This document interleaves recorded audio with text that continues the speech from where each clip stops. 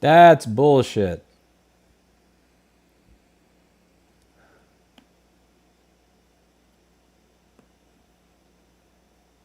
Okay, that's some BS right there.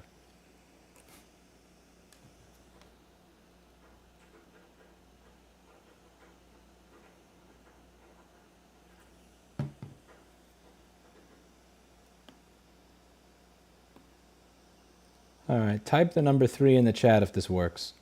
3 in the chat. Give me a 3. Type the number 3 in the chat if this actually works. So what happened is I banged my fist on the table, and when I banged my fist on the table, my laptop screen turned to a bunch of different colors, the computer froze and turned off. So I banged the table and the laptop died. That's actually crazy. Yo, I gotta reflow my fucking CPU. I think I gotta reflow my CPU. I'm not kidding. It looked like like on the screen, it looked like a dead graphics card. The fucked up part is I lost all my chat. Now, I'm actually prepared for this. So what I do is I keep the chat open on my phone so that I can read through the chat that I missed, just in case something like that happens. So I'm going to read through the chat that I missed in the other stream, and then we'll get back to this one.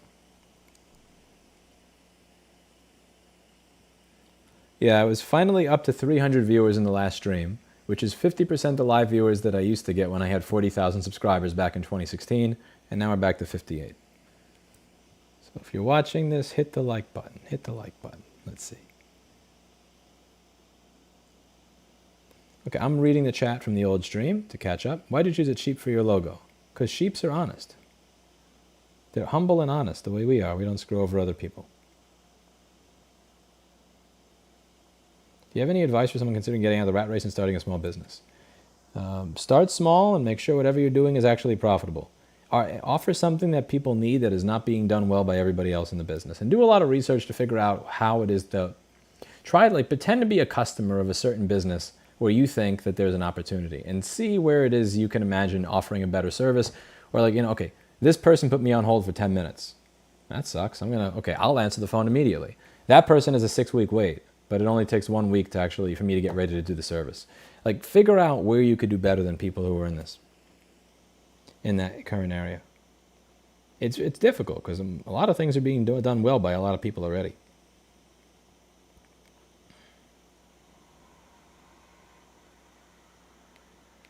Okay, that's about it. I think I got all the chat.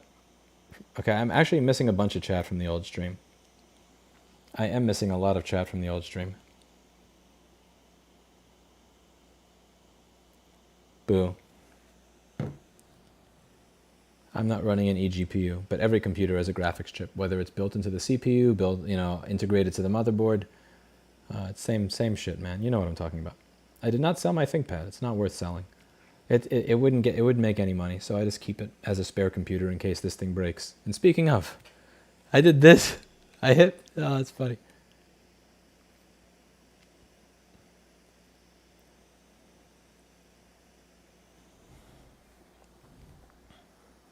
He trained me well. I ought to hit the like button. Thank you.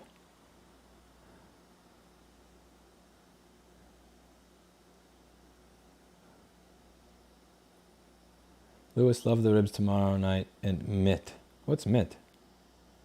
Mitt? Mitt? I'm out of town in Chicago. My son repaired his DJI after being inspired by your videos. That's awesome. I'm glad he fixed the drone. Kopaz used to do. You like your cameo. I haven't gotten around to watching it yet, CS Ghost. I will watch it soon, I promise. At some point. My to-do list of random stuff like that has gotten really long. Yeah, my to-do list for random stuff has gotten very long. Running on battery, yes.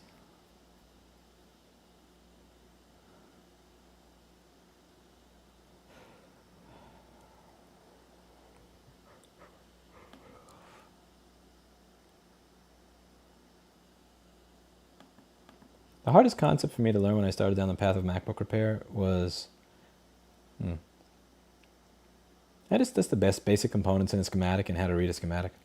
What the different things were in the schematic was very difficult. Now it seems easy. Like, once you know it, it seems easy. Oh, MHT is the airport code. Oh, thank you. I went to Susan Wagner High School in Staten Island, Verge.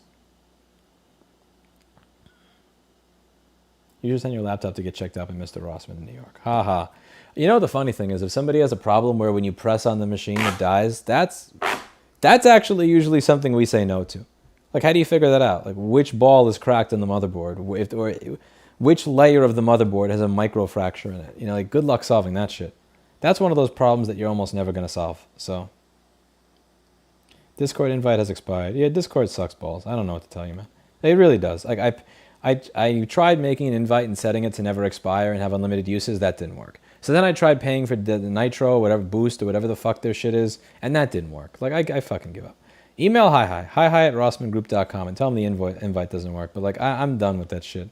It's too hard. It's just like, it shouldn't be that hard to make a chat room work in exchange for money. Discord makes it way too difficult. Their platform sucks, in my opinion. I should probably like use IRC. IRC makes more sense. When is the next drunk stream? Probably not for a while. You can't really drink here because there's no public transportation. And you can't walk when things are spaced 10, 20 miles apart from each other. No drinking for me. Yeah, Discord sucks. Thoughts on Bitcoin crash? It's going to be interesting. If there is an actual recession and a bunch of people start trying to convert that Bitcoin into money to pay for shit, that's going to be interesting. You know how much Uber is going to be in this type of area, John DeCumo? Way too much. It's going to be like $90 to go somewhere. And a wait of 45 minutes. Nah. The preferable choice is to just not get drunk. I'll get drunk when I'm elsewhere.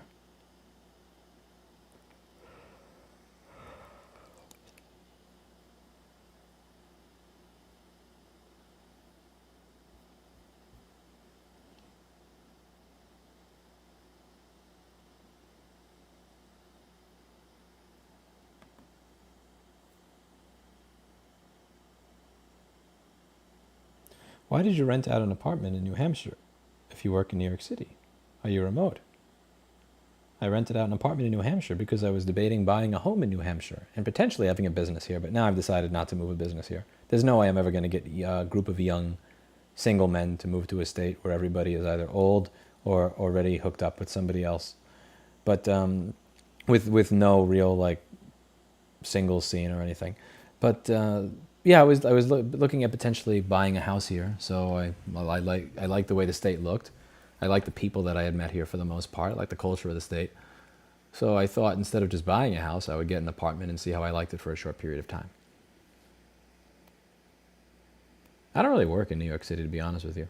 I can manage stuff without being at that store. I visit from time to time, but not really that often. Single guy friends really struggle in New Hampshire. It's a good place if you got a partner. Yeah, even if you just walk through Manchester, which is one of the most populated areas with young people, and you just walk down one of the streets that has a bunch of bars and restaurants, it's empty almost all the time. I don't know how any of these fucking places pay their rent, or if it's just all money laundering or something. I have no idea how they pay their rent. There's nobody there. I'll tell you wrong, Discord invites are disabled. I give up, man. Like, I've tried so many times. Spam hi at rossmanngroup.com. Give him some spam. He always figures out what it is and fixes it. But like, it shouldn't be this hard. It should just be, if I have a credit card and I'm willing to give Discord my money, you should just make it easy for my invite link to work and just recurringly bill me, you know? They don't make it easy. Like, Discord makes it way too difficult. It shouldn't be that difficult to take somebody's money to get something to work. But anyway, like, even the place that I go to, like, I love Casey's Rib Shack. Oh my God, the food there is so amazing. But I mean, if you're going there and you're thinking that you're going to talk to young people that you could potentially date, oh, that's funny. Good luck with that. It's like, a bunch of 55-year-old couples and motorcyclists and stuff like that. It's absolutely fine. Enjoy your life. They're all lovely, lovely people. But like, yeah, you being a single person there, no. 28 vacant homes for every one homeless person in the U.S. I actually remember looking at that when somebody posted that stat about New York City and apartment complexes, and it was very, very disingenuous. So when it came, I don't know how it is for the vacant homes thing, but I remember looking into this when it was the New York City vacant apartments thing. It was something like there's 150,000 vacant apartments all the time. It's okay. Many of those apartments are rented by people that travel outside the city, but then also come back to New York City. So if you were a traveling business person, how would you feel about homeless people living in your apartment that you pay $2,000 a month for? you probably wouldn't want them there either. A lot of those apartments that are vacant are places that are in various states of disrepair. They included places that did not have working plumbing in that fucking study. I remember this one study I read 2 years ago. They had included places that don't have working ventilation, that had mold, lead pipes, all this other fucked up shit. You probably don't want to live in a place that has no working plumbing either. You want to wait for it to be fixed. A lot of those were places that were on the market. So they were waiting to be rented, as in we put it out today as vacant. 2 weeks from now, it may not be vacant, but that gets counted against it. Like, these people are just assholes. They're not renting anybody. So those stats can often be very, very, very, very manipulated. Like, it's easy to look at it and go, oh, you have 10,000, you have 15,000 homeless people and 100,000 apartments. So why don't you just solve it? But the world is often much more difficult than these low resolution solutions.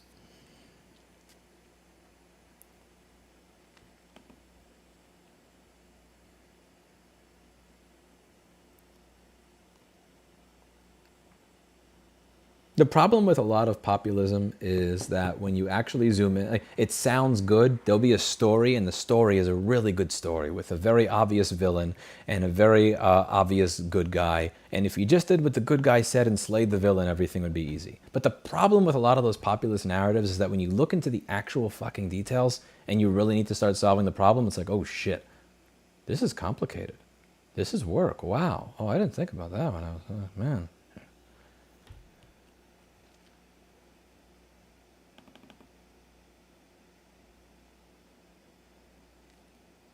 There are tons of pied à terres. I don't know what that is, Jamie. Is that French? Yeah, I don't know what that is. I'm sorry.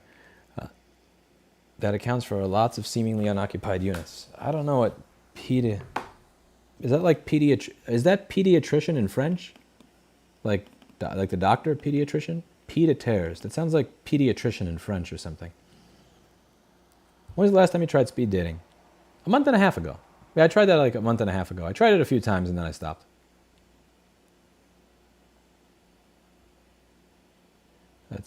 I drink lead water and I'm proud. That's why you're watching the stream on Monday night, and that's why you're called Lemon Carrot. How do you usually women you date? Let's see. People that, I don't know, I could meet, it'd be somebody that I met at the grocery store that smiled at me that I struck up a conversation with. Sometimes there are customers at the store that after their repair is done, they'll stay for an additional 15 to 30 minutes to just keep talking and extend the conversation far beyond what is natural for the, okay, have a nice day, enjoy your laptop conversation. Sometimes it's something like that. Sometimes it's people that I meet when I go to, let's say, a news event for Right to Repair or something. Sometimes a cute reporter. There's all different types of weird places. There are all different types of places where I'll ask women out.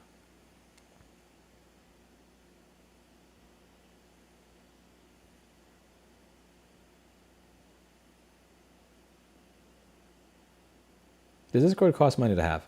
Well, I pay money for that Nitro or that Boost or whatever the fuck it's called so that I could have a custom link, but the problem is it keeps expiring even though I keep giving them my credit card information, which is really fucking stupid. I mean, they should have like, if I'm willing to give you money, just make my shit work. Like, stop coming up with this artificial garbage way of making my link not work. It should be, if I'm willing to give you money, it should be as seamless as humanly possible for shit to work. Like, you sign up at boards.rossmanngroup.com, you'll still keep getting access to my forum, I'll keep taking your money. Like, again, it should be that easy. I like your trip to the Lower East Side on Saturday night in your IRL stream. You know what? I may do another one of those. Yeah, I went over that video again on Rumble, and I really should probably delete that shit. Again, I drank. I had Fireball, and I poured some of my own collection of Everclear into the Fireball. I drank throughout the course of the evening, and then I went out drinking. And yeah, it looks like I almost got into a fight with a cab driver who wouldn't stop honking in front of me. I said good evening and nodded and smiled to a bunch of random women that were passing by that looked at me like, what the fuck is this weird creep doing talking to me? What else? Yeah, it was an interesting evening, definitely. Louis walking around the Lower East Side on a Friday night in wasted off of Everclear. That was something. That was something. Maybe I'll do it again sometime. Maybe.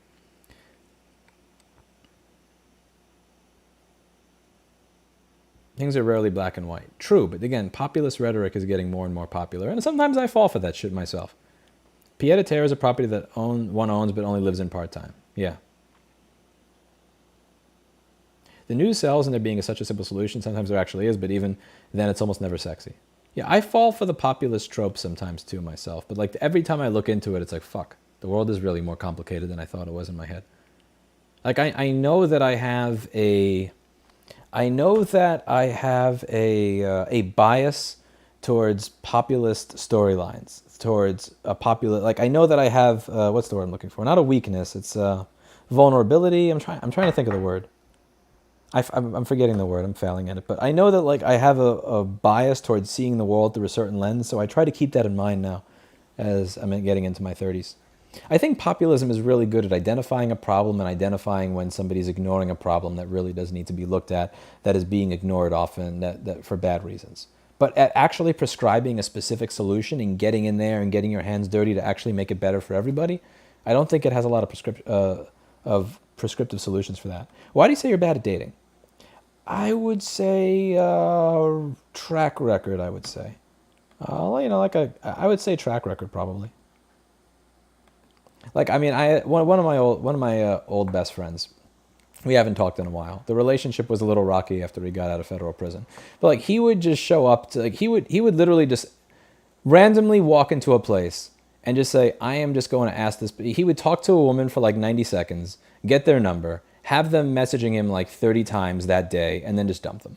And like he would tell me on a regular basis, the moment that I know that I can sleep with this person, I immediately lose interest. I was just doing it just to sharpen my skill. Like I just wanted to make sure I still had the skill, and he would just leave. It's like, I'm never gonna be the dude that does that. Like never. And he was like average looking too. He was taller than me, but he wasn't like incredibly handsome or anything. He didn't stay, this guy went to the gym like once a year. He smoked all the time. He was kind of like, he hunched over and shit. It was just like an ability. Like he could literally just walk, women that made a lot of money, that were like 9s or 10s in attractiveness, and he would just, like, he got every single one of them, like 99% of the time. I would just watch this, and then like I would go, like it would be finding a soulmate. Dating is easy, finding a soulmate is a challenge. LOL. And then like I would do the exact same thing, and it would be like reject, reject, reject, reject, laugh, ew. Like my experience was never the same as his, and we would laugh back and forth at this, and he would like say, "Okay, there's no way you could fuck that one up. That one's actually interested in you." And then I'd like walk up to her and say hi. Oh man, if I had the camera on me for those days, if I had a camera. I would have more views than Linus on this shit because it was so funny. Like the way in which I would fail doing the like we would like have the exact same approach, do the exact same thing, and like it would always work for him and fail for me. I would say real life experience. My track record with dating is pretty much the same as the Genius Bar's track record at component level border pair. It's fucking bad. For Fireball only. Why not Everclear? You know how much more Fireball you have to drink to get somewhere? What laptop are you using? This is a framework. I'm not going to pick it up again because the last time I banged on the table, I made it freeze. You'd be popular if you made your own sites, Discord, 3MDB. What? I don't know what that means. What is a 3MDB? That's a framework. Don't you call me Luis, Brad. How can I fuck up your name? What's a common misspelling of Brad? What if I just called you Bra? Yeah, like bra, like a female piece of underwear. How about that? I do not run Linux on this laptop. It only has an integrated Intel GPU. On Linux, DaVinci Resolve will not run unless you have a dedicated GPU. On Windows, DaVinci Resolve will run even on Intel Iris, but on Linux, it will not run unless you have an NVIDIA or an AMD GPU. And because I like DaVinci Resolve and I want to use DaVinci Resolve, I am using Windows on this. Also, since this laptop does not have a track point, it has a trackpad. I can't use Linux because the Linux trackpad drivers are like using a trackpad in Linux is so fucking painful. Honestly, using a trackpad in general is painful. I highly suggest that you all get used to using a track point on an IBM ThinkPad or a Lenovo ThinkPad. You'll never want to go back to a trackpad again. But using a trackpad on Linux is like that's double misery. I can't do double misery.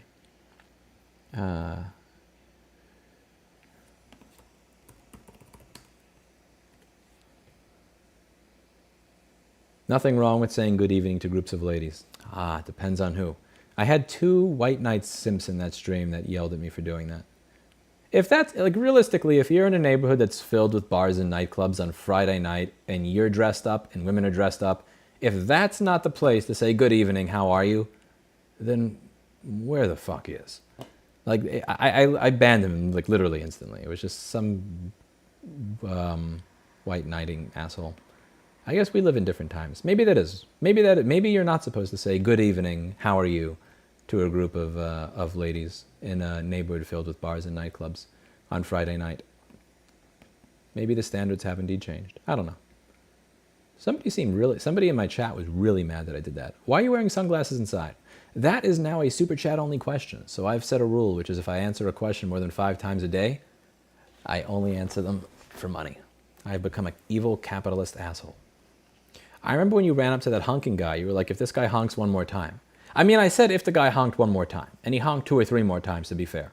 I fucking hate that. Like, you're next to a bunch of normal people. The light is red in front of you. If the light is red, you honking is not going to make that person go through the red light and get his car smashed in just because of you. So I walked up to the cab and I said, stop with the fucking honking. Everybody was thinking it, but nobody said it. Why not? The resolution to that IRL was not so good, but that was what you called it. Cake Town, Pinocchio Island, Treasure Island. I don't know. It was a nice conclusion to a fun evening. I went out and had steak with Dr. Evil Genius. I went to see some old friends at dinner on Ludlow. I had a good time talking to Dr. Evil Genius. He's an amazing personal trainer and a good personal friend. We watched he introduced me to this TV show that's really cool, Invincible something, or I think it was Invincible or Invulnerable or something, that's on Amazon Prime. Really interesting TV show. I watched an episode. Got a steak dinner with him. Went out to dinner on Ludlow on Delancey Street. Got wasted with a group of old friends. They took a cab home, walked around, streamed a little bit. I had a fun evening. I had a really fun Friday evening.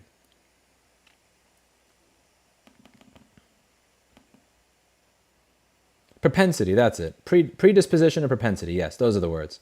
I have a predisposition and a propensity to follow populist little guy versus big guy narratives and believe that the most simple version of a situation is the actual reality, rather than like digging 100% all the way into it to try to figure out, okay, honestly, like, why is this the way it is? And I try to correct for that. I try more to correct for that now, because I understand that is the lens through which I see the world from time to time. I try to offset my biases, and as Cool Cat says, it's not easy, it is doable. What happened to Erica? That is a super chat only question. That is, you know what? If I answer a question more than 5 times a day, I'm going to be an evil capitalist asshole and demand money to answer it again. That's right. That's right.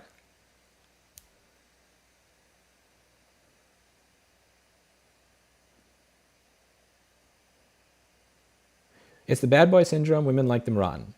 Well, I mean, he did spend 3 years in federal prison, so there's that, you know. He definitely had the bad boy thing going on. What he did was not something that I consider to be immoral, so I personally don't care. We were still friends anyway, but yeah. He spent a good amount of time in federal prison. I got called Brandon a lot. Okay, there we go. So Brad called me Luis. He's now Brandon Haynes. You know what I'm going to call you? Let's go Brandon Haynes. That's your new name, since you called me Luis without an O. From now on, let's go Brandon Haynes. Well, then spit it out. Where is she? We broke up 6 months ago. Amicably, not romantically compatible. Very nice person, very kind woman, lovely woman. Hope the best for Erica. Hope she has a great life. Would go to her, if she gets remarried, I'd go to her wedding. I'd go to her baby shower. Not the woman I'm going to marry, and we have moved on. Listen.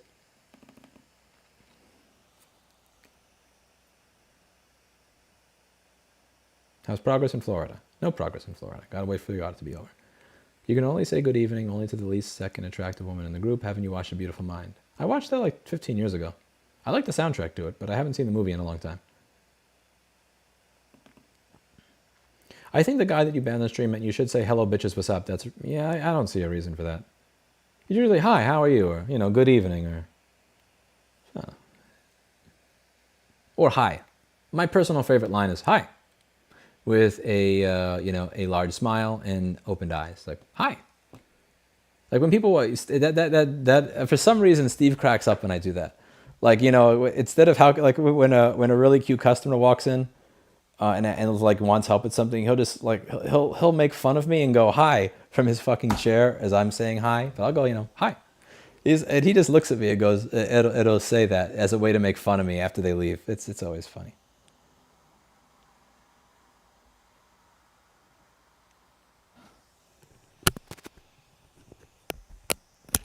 My mic fell apart. Piece of sh. I much prefer the DPA 4065 to the 4066. I can't stand the 4066's shitty mic clips. Oh, these things suck. These things suck.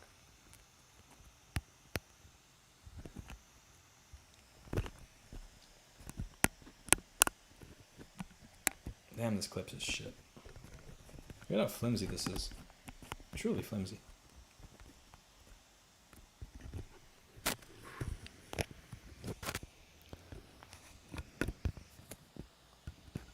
How much can you curl? I curled 95 pounds 4 or 5 times the last time I tried, but curls are my least favorite exercise. Dr. Evil says that curls get the girls. He always tells me to do more curls. He says curls get the girls, but I hate curls. I always feel like it's weird for me to breathe when I'm doing curls, and also I feel like I always do that at the end. You know, I'll do big compound movements first. I'll do squats, bench press, bend over row, then skull crushers, then curls, because I fucking hate curls. One tech company to destroy. Future Motion. Future Motion. Yeah, Future Motion. There are some people who just have the mojo. True. And that friend of mine, he had the mojo. Like literally, he could walk into any place, talk to any woman, within 90 to 100 seconds, have a smile, a phone number, and a woman that's obsessed with him. And 90% of the time, he didn't even go out with these women. He wouldn't even respond. He would just say, I just want to see if I can get it. Let's just see if I can get it. It was a genuine, watching him work was a work of art. It was hysterical. And he'd always be dating like 3 or 5 women at any given time. A truly talented dude there.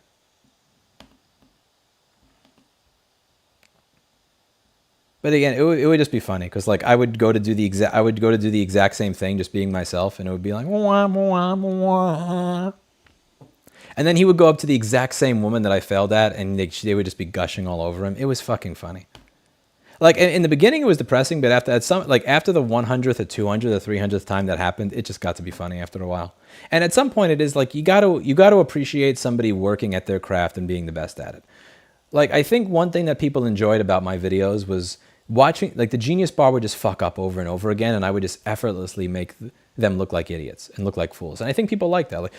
Or just watching AVE work and be great at his craft, watching Mark Schaefer or Jessa Jones work and be amazing at their craft, or people that watch Eric the Car Guy, like just watching somebody who is in the zone and amazing at their craft. It's a really cool thing to do. And like watching that over and over and over and over and over again, it actually got to be entertaining after a while. Shoo, mosquito, shoo.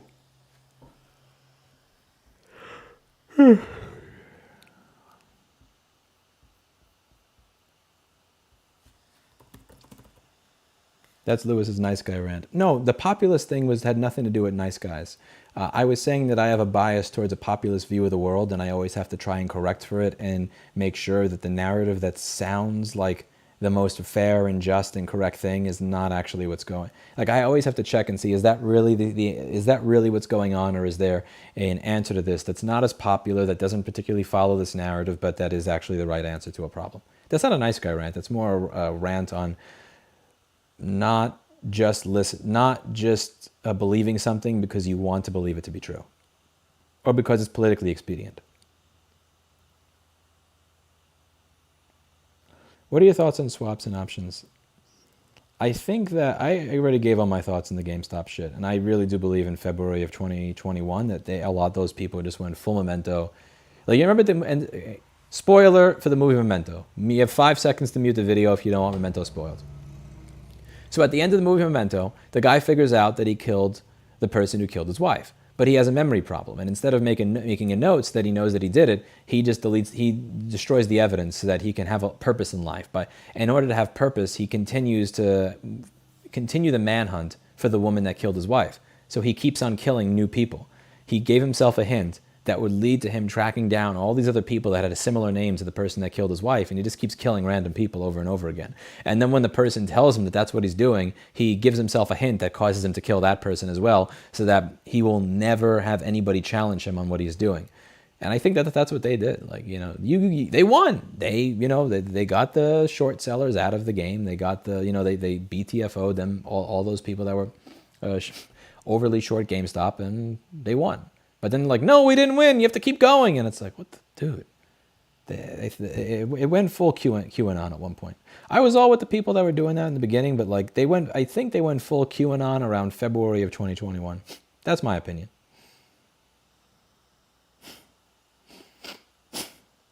Some terminal diseases are more like daily roulette for life. Every day there's a risk. You do what you do to mitigate it, but at any moment, next 5 minutes and 20, I don't know what that means. I don't know what that means. I'm sorry. I don't know what point you're trying to get across. How do you like your chair? It's a decent chair. Louis responding to Luis that asked what your laptop was. I don't believe you, Brandon. I don't believe you. Let's go, Brandon.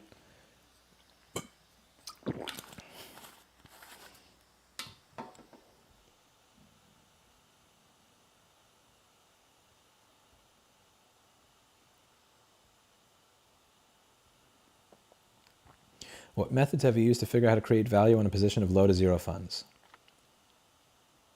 Find a business that has a very low barrier to entry where if you are willing to undercut people in the field by both doing work faster and cheaper than everybody else, that you are, and in a more personalized manner, that you are able to take their customers. That's what I did. I don't know how that's going to work for you. That's just, you asked me how it worked for me.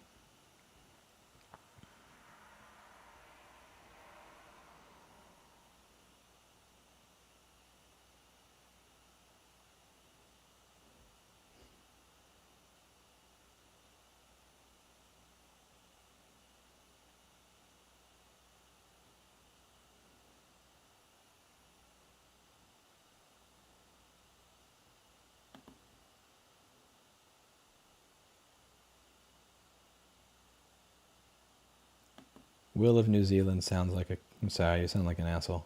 Bye-bye. I am the world's expert. Bye-bye. Bye-bye. That made me smile.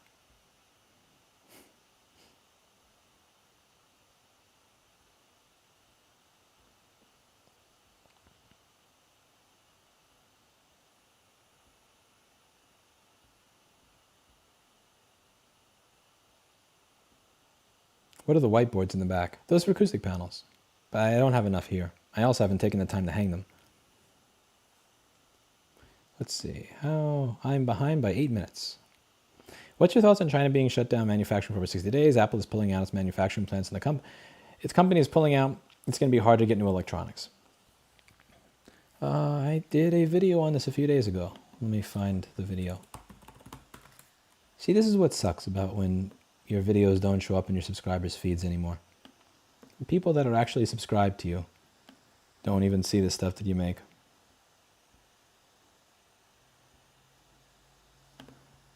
This video got 10,000 views in a channel with 1.7 million subscribers.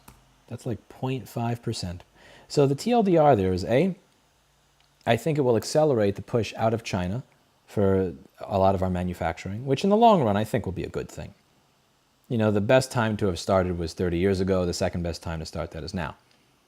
Next, I think repair may become more popular if we get to a point where you just can't get stuff immediately. This happened a lot with cars. You know, you'll have new cars that come out, but the waiting, you'll have to wait 3 or 6 or 9 months to get it.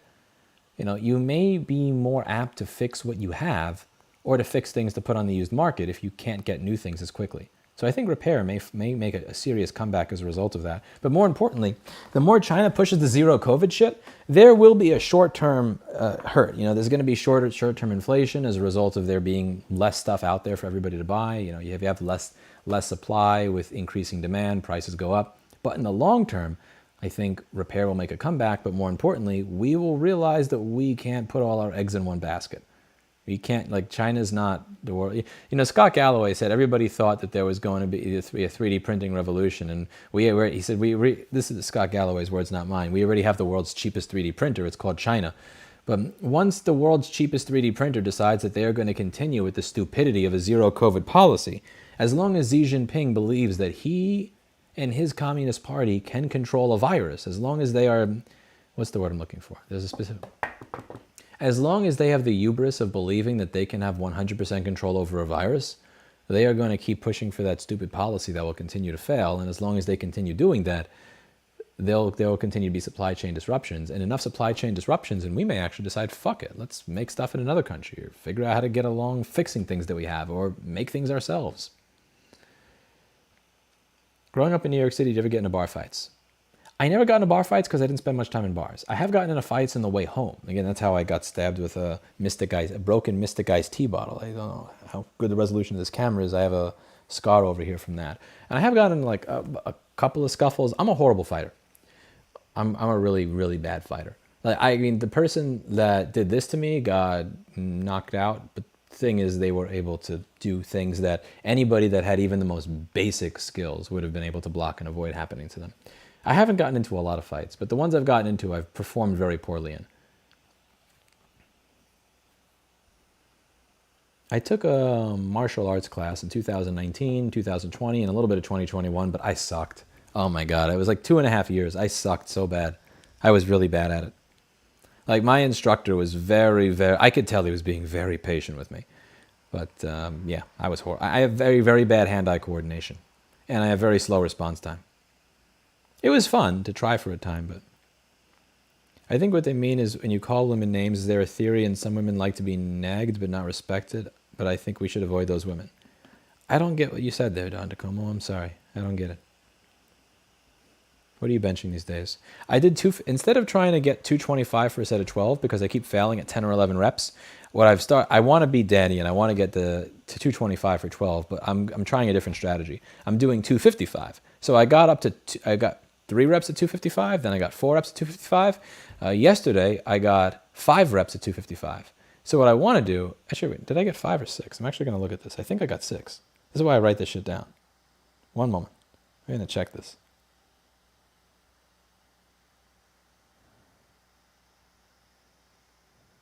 That's why I keep everything in a log. One sec. I use an Android phone. So Android phones, particularly Samsung phones, they do this thing where after a year or two, even if you reset them over and over again, they get slower and slower. It's very annoying. But so it's taking me. Okay. Yeah. I got 5 reps at 255. Then. So I need advice on how to make money without getting a normal job. I'm trying to save money to take myself to Mayo Clinic for diagnosis. No, I don't know how to make money without getting a job. I mean, you could always try and starting a business or starting a side hustle, but I mean, that really is a job. I mean, if you start a side hustle as yourself, you're really just kind of being your boss. You're employing yourself, so you still have a job. I don't know how to get rich quick. I don't know how to make money quick. I don't know. Find something that people need done. Honestly, what I did as a teenager is what I would try doing. Like, I used to knock on everybody's door and I'd say, I am willing to do virtually any chore for $5 an hour. This is back when $5 an hour actually meant something. Is there anything you need done? Is your bathroom disgusting? Do you need your garage cleaned? Do you need a bunch of shit carried? Like, you need anything? You'd be surprised if you just knocked on people's doors and said, like, we'll do virtually any work for $10 or $20. You would be surprised at the amount of stuff that your neighbors would point to and have you do. But yeah, I mean, I'm sorry. I don't. If I feel bad because you gave me $5, but when it comes to like, I need to make money in a short period of time without getting a job, what do I do? I don't know how to answer that. I really have how to make money without a job. Like, there's really not a lot of free money in this world. Like, what I did was I put up pull tab signs for MacBook screen repair and liquid damage MacBook repair in December of 2008. But it took me 3 years to figure out that was something that people needed. I mean, it doesn't sound like you have 3 years. It took me 3 years to figure out that was something that there was demand for.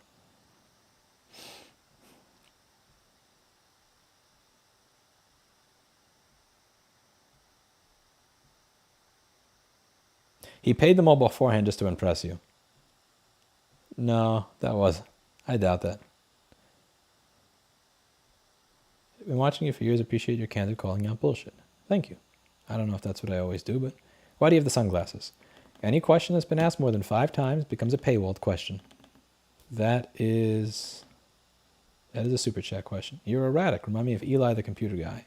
You can't even spell Eli the computer guy. Get out of here. Get out of here.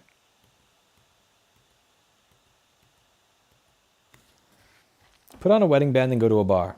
Okay, that's fucked up. You're most worthy when you don't care about the result.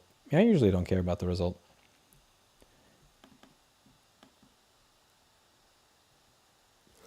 You in Hampshire? I am. The trick with women is to treat them like people, not targets. Always helps. I don't believe I treat them like targets, but I don't think there's a trick. I think when people say there's a trick, that's usually overly simplified. Milwaukee Tool is the most repair-friendly company. They'll sell you everything down to the screw. Do a video about it. I don't know anything about Milwaukee Tool. I know nothing about Milwaukee Tool. I know nothing about power tools, and I don't have any experience with them, and I don't have any links to experiences with them, so I'm not sure how I do a video on it. If you have an experience, feel free to email Louis@fighttorepair.org. Nice guys used to finish last, but the tides are turning. I don't think I'm a nice guy, to be honest with you. And I really wouldn't suggest being, like, I don't want to be a nice guy. I want to be effective. Jim Cam talks about this in Start With No. Like, everybody has passed over a nice, kind, but ineffective person to deal, at some point in their life, to deal with somebody who's a douchebag, but who's very effective, on point, and productive. I don't know if I really want to be nice. I want to be effective. You wonder if your large following will deter potential love interest. Oh, I already know that to be the case, because there are women where I was on the phone with them as they said they were Googling me, and then they hung up. That's a funny one. Oh, man. Yeah. How important is a sobriety to setting up and achieving goals, building a business, being content with life in general? If you're building something from scratch, I do not think that being high on drugs or drunk all the time is beneficial to you. A lot of sociopaths are charming. Oh, that's one thing he had going for him. He was very superficially charming. That guy was incredibly superficially charming. Only reason he's wearing for shades, prepping for Florida.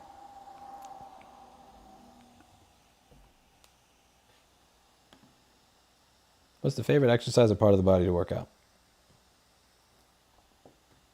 I don't have a favorite part. I think pull-ups. Probably pull-ups.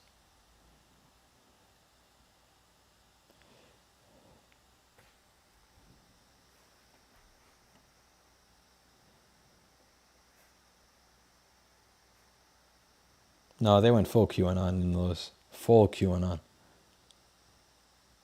A lot of Wall Street bets went full QAnon.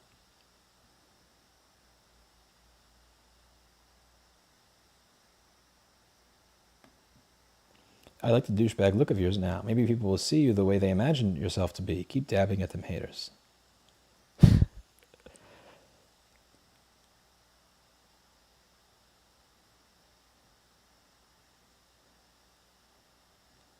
I don't think I do a marathon. There's a lot of knee issues in my family. Like, my dad's had three surgeries on his shoulders, 4 surgeries on his knees that ended with him getting another set of surgeries to replace his knees. There's a lot of joint issues. So when I do cardio, I do it on an elliptical instead of running. I mean, you're still technically putting wear on your joints, but for the amount of calories that I'm burning in half an hour, I'm burning a lot more calories on the elliptical in half an hour than I am doing an amount of walking or jogging or running that would have an equal amount of impact on my joints.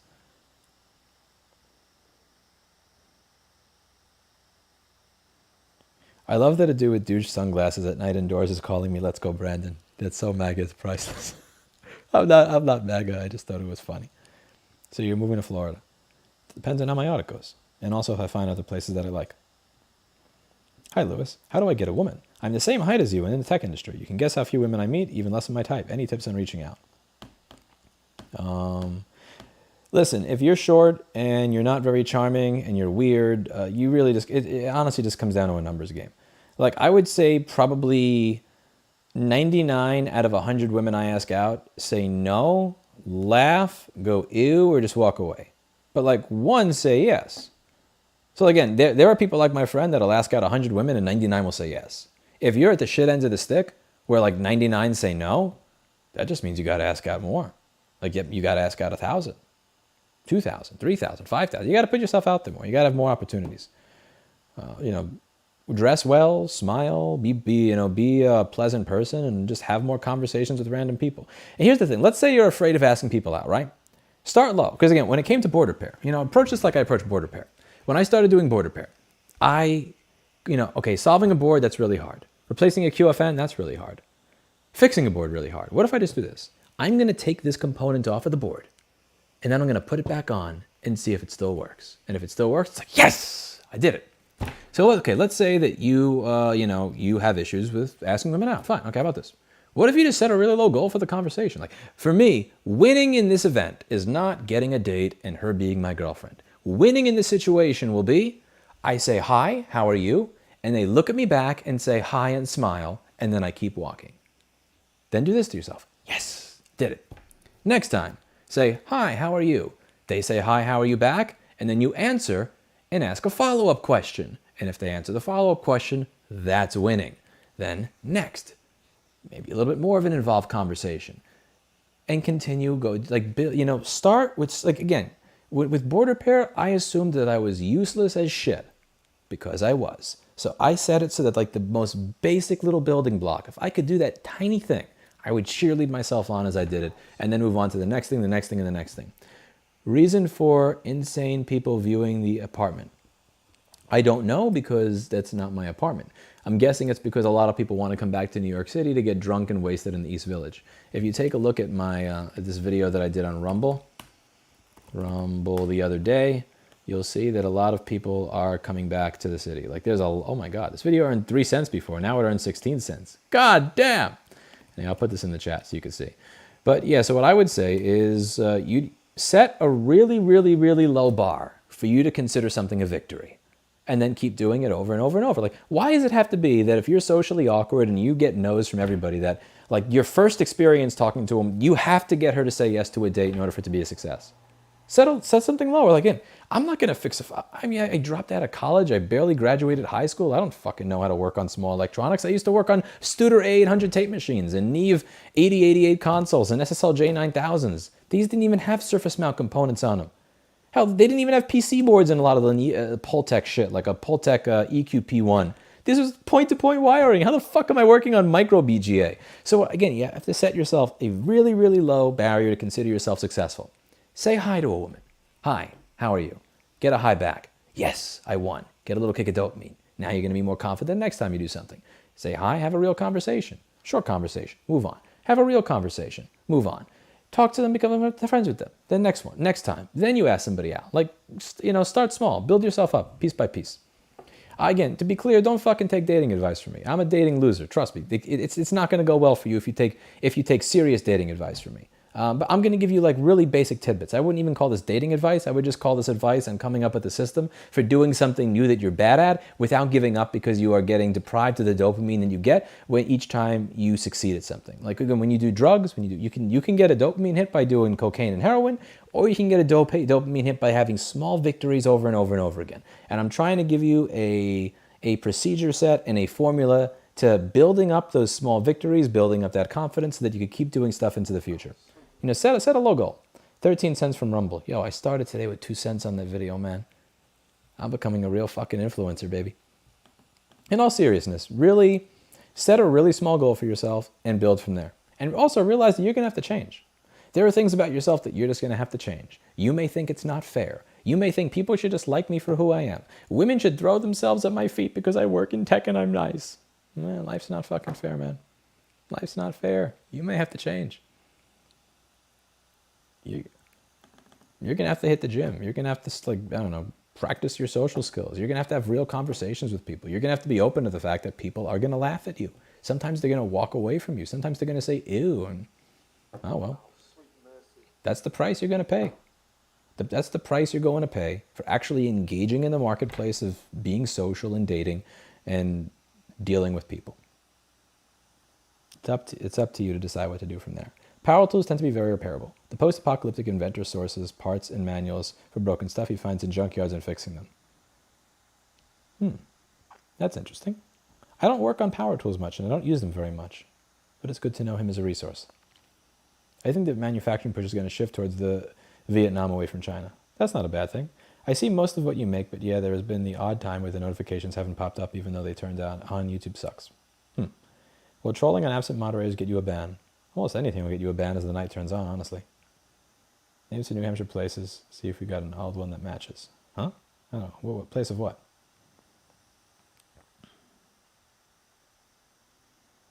I don't really know, Drew. I don't know how I'd see that. I don't have any experience with the CMOS battery doing anything weird. Why sunglasses endured? Oh, that's now a super chat only question. Any question I get more than 5 times a stream, I will put behind a super chat paywall. Can you share what a typical day is like for you? No. I don't have a typical day. I can't buy an affordable phone because of the chip shortage. They're all sold out. Ah, that's bullshit. You're making that up. That's horseshit.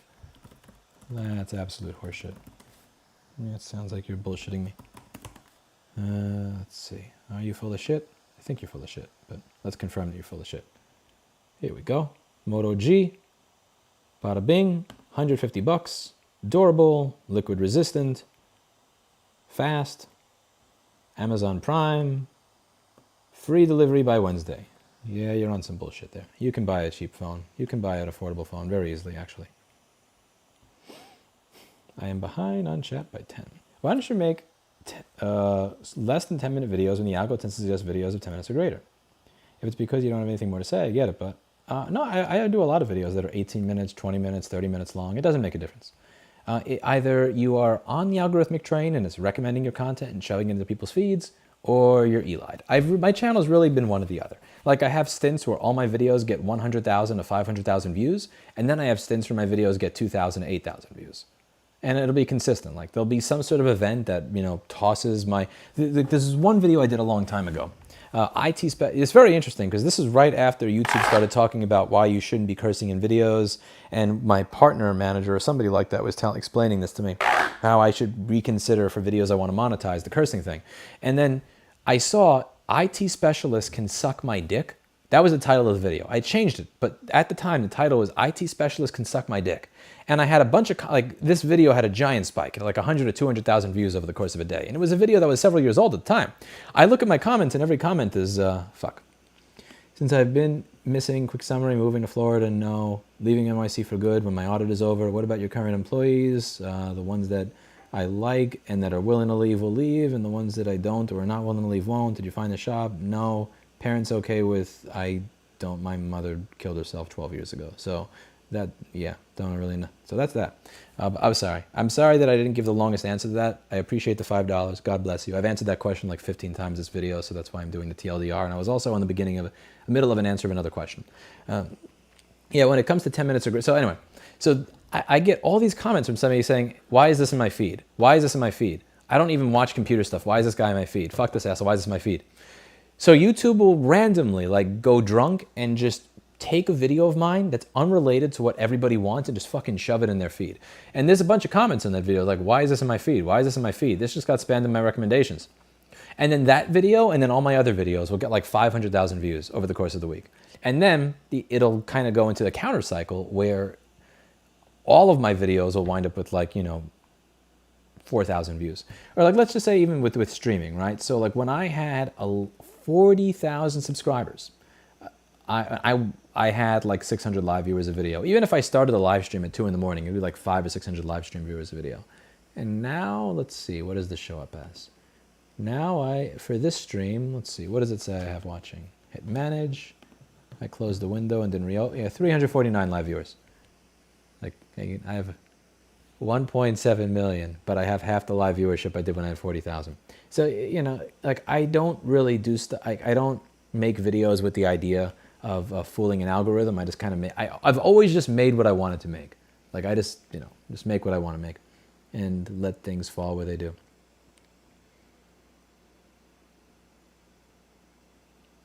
One thing that is interesting is when people think like, you know, this video is 10 minutes and 40 seconds. He just did that for that YouTube money. It's I don't actually watch the timer at all. Like, a lot of my videos that are the most successful are videos that you can't put 2 ads in. I love when people get very obsessed with things that people do to trick an algorithm into making more money. I think the users are more invested in that than the people making the content. I don't know a single person that looks at the timer and says, oh shit, that video is 7 minutes. I need to add 3 minutes of cope onto it so I can put a second ad in it. Like nobody thinks like that. I actually have videos, I have videos inadvertently that I've made that are 9 minutes and 59 seconds. It's very funny. Anyway, did you get a chance to see the email I sent about Rad Power Bike's battery and them telling customers to rebuy $600 battery instead of replacing the 10-cent fuse? I did not get an email about that. Which email address did you send that to, Sarah Bricks? I do not have an email about that. Also, I am behind in chat by 18 minutes. My apologies if I missed your stuff. But yeah, Sarah Bricks, send that email to lewis@fight2repair.org. That's lewis@fight2repair.org. I'm going to ping you in here in case you're still here. You are. Send me a new email. Dinner on me. I appreciate your respect. I hope to meet you in person someday when you're in Seattle. Thank you. That's very that is way, way too generous. I was in Olympia in 2020 in January. I'm probably not going to be revisiting Washington for a long time because we failed in that state massively with Right to Repair. I hired a lobbyist in that state. I hired grassroots people to educate people in that state.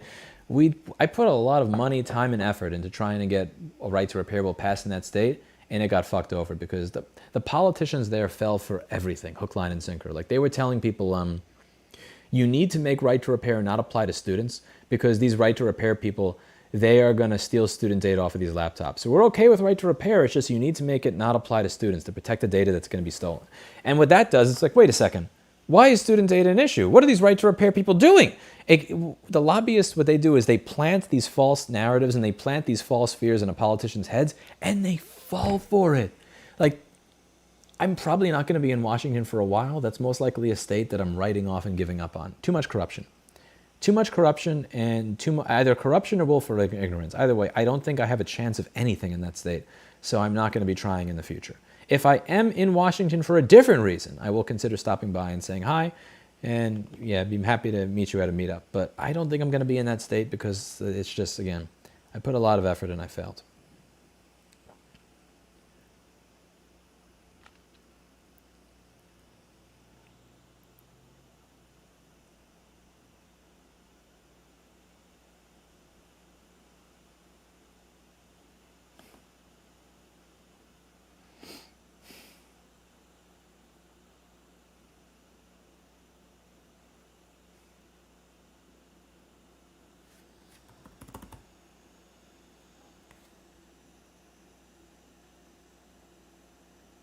Go and pick up dinner. I'll be back.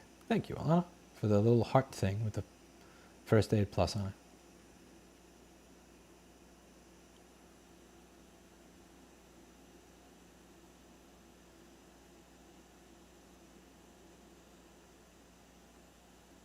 What advice would you give someone looking for the first internship and job?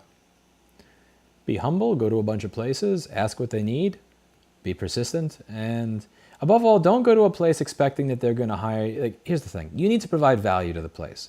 And even if you're willing to work for free, even if you're willing to work for $0, if you show up and you're like, give me something to do, you're actually a detriment to them. You're a liability. You need to immediately be valuable. There has to be something that you can offer them. When I went to Avatar Studios, I told them, like, I would rather clean the toilets of this place with a toothbrush than continue working at the studio I'm working at in the film center. I said, like, I'll clean toilets with a toothbrush for free. I'll make, you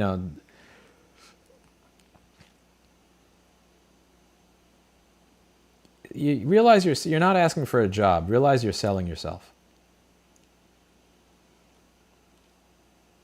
When you moved out of your house into the first storefront, is it wise to spend money looking at making it look professional, or keep working on the folding tables until you get a better place financially? 110% keep working on the folding tables. Keep working. Like, again, the biggest problem people make in this industry is they try to make their place look really fancy, schmancy, and they spend a lot of money where it really is not going to bring you a lot of return. The only types of customers that are going to say, I would have went to your business, but you have a folding table. I'm not going to go there. Those are people that pay the Apple Store $2,000 for a repair anyway. They're not your target customer. People are showing up at your business because Apple wants $2,000 and you want $200 and they want to save $1,800. And again, the type of person that's going to say, you know what? I would have saved $1,800, but you have IKEA furniture. That's not your fucking target customer base. Don't let your insecurity get you to a point where you spend money trying to become a real business by having all these fancy schmancy things to impress the type of customers that are not your target base anyway. Those types of people are the type of people that go to the Apple Store and buy a new one. They're not your target customer to begin with. Again, you should be neat, you should be tidy, but do not be ashamed of the fact that you are sitting on a folding chair in the park. You spend your money on your tools. You get yourself a good ultrasonic cleaner. If you're doing liquid damage repair, you get yourself a nice set of screwdrivers. You get yourself everything that you need to be able to do the job that you need to do. Don't spend extra money on extra bullshit to impress people that are not your target customer base anyway. Also, for James Halfhorse here, another video that I would recommend.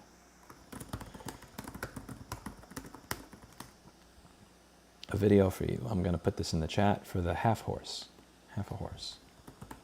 James half a horse. Not the full horse, half a horse. There we go. Thank you, Alder. Did you get a chance to see the email about the rad power bikes? Nope, because you didn't. But if you please do send me the email and I'll read it. But if you have to send it.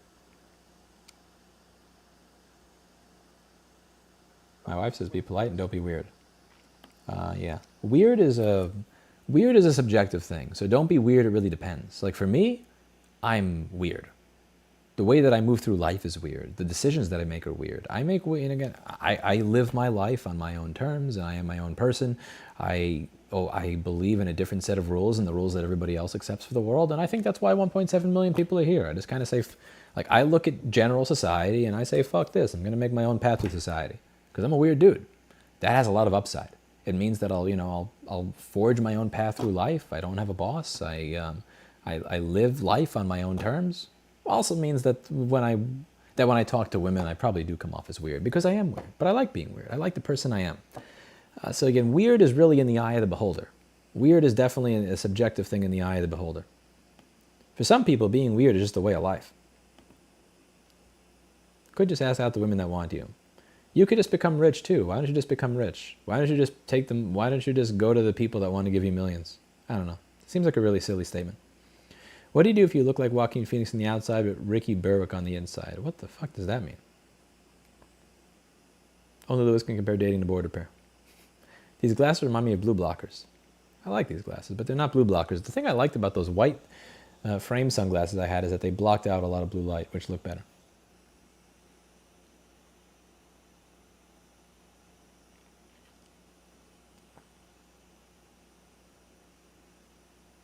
I don't know if that's good advice I gave Timothy Wong, but I appreciate it.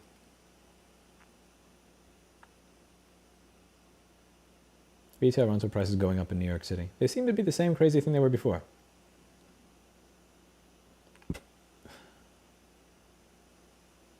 Jesus sounds so difficult. I'm glad I'm married. I don't have to do this shit.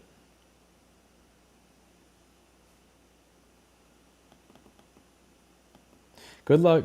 Yeah, go out in an area like New Hampshire. Good luck even finding someone to say hi to. I honestly got somebody's number at a Walmart yesterday. I'm not kidding. I went to a Walmart in the middle of bumfuck nowhere. There was this woman that had a cat and a dog in the cart. And I'm just looking at this like, how are these two not killing each other? And we struck up a conversation for 10 minutes. Listen, there's opportunity available everywhere. Now again, is that going to go anywhere? Who the fuck knows? I don't know. But the point is that there's people to talk to everywhere, even in New Hampshire. And trust me, again, if you live in Miami, Fort Lauderdale, Los Angeles, Seattle, Chicago, Nashville, you probably have more dating opportunities than you do in rural New Hampshire. But there's always something.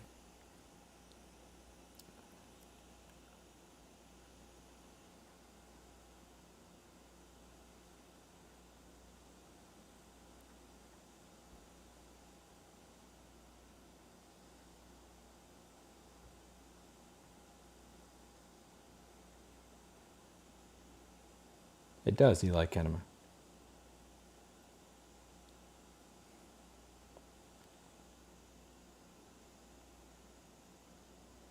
Do you think it would be a way to repair MacBooks with the new M1 chip? I know board is smaller and more complicated. I mean, we've fixed them at the store. It just depends on what's wrong with it. There are some chips that are not available, so when it comes to a chip that's not available, I can't solve the problem. When it comes to a problem that I can't figure out, I can't solve the problem. But when it is a problem that I can figure out, we can fix the M1 MacBooks when the board fails. It just depends on how the board failed and whether it's a problem that we can fix and whether or not we can get the chips that we need. What do you think of Oppo is making monopoly by buying out other brands? I don't know what Oppo is. I haven't really seen much Oppo. Do you ever think you use phone, or is the wear too much and you're better off newer but affordable? I mean, again, it depends on the phone you're looking at. I got a Samsung S10e used, but the problem is the battery went dead sooner than it would have been if I bought it new. I did save a lot of money on it, but I did have to replace the battery myself, and I wasn't able to get an OEM battery because there was no OEM battery from the vendor that I like at the time, so I got a knockoff one, which kind of sucked. But it beats spending $600 to $800 on a phone. But stuff like the Moto G, it's like, why bother buying it used when it's already $140 new? They're so cheap new that I wouldn't bother getting it used if it's a really cheap phone like that. But it also depends on how broke you are. If you're broke, the difference between $90 and $140, that could be the world of difference to you. That could be a week of your pay. That could be a month of food for you for all I know. But it depends on your situation.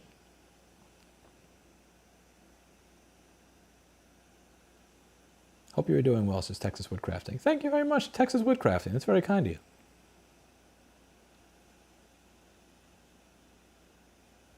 By the way, I figure I should say, is Louis reading questions here? I am, but I time out people that spell my name with a Z instead of an S. That is bullshit. Bye-bye.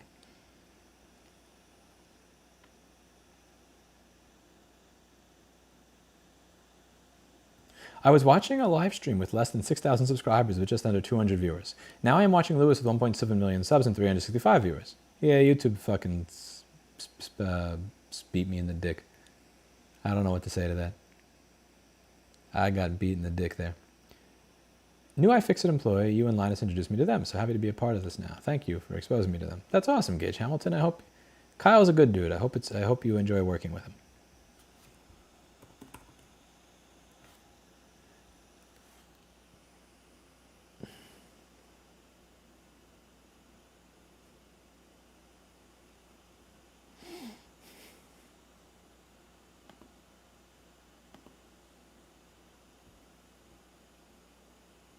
Best way to pick up a woman in an Apple store.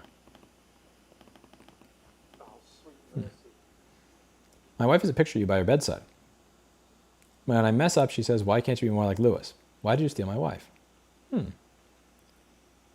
My email is louis@rossmanngroup.com if Taylor Stanley's wife is watching. And I'm single. No, right. I need to think of a David Caruso line for the next time that happens. Thank you for the $5, Taylor Stanley. Any thoughts of ever working on audio gear again? Probably not. See you later, Dominic Rinaldi. Thank you very much.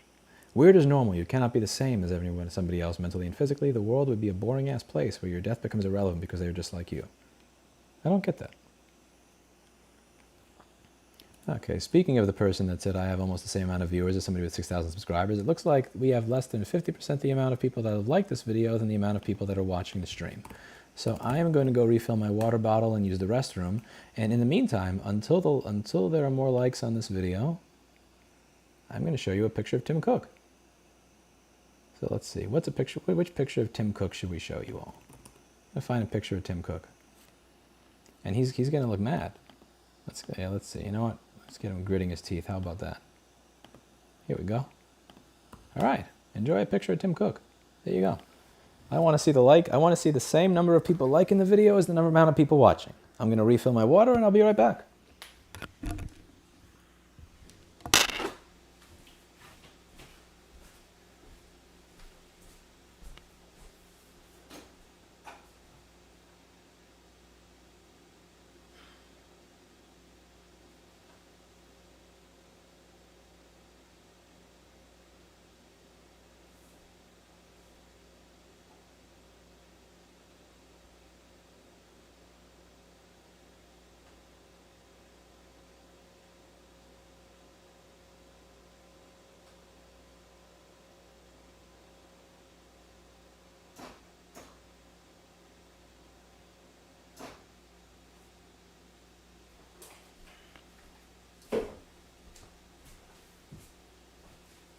Nope, not there yet.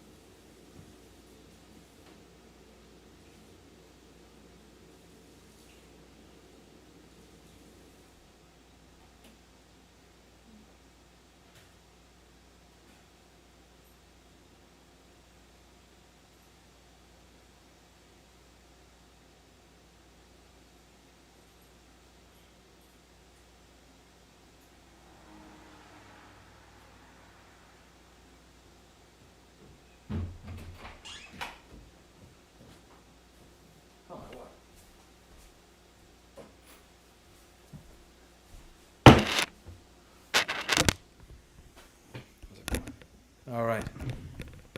Let's see what this looks like.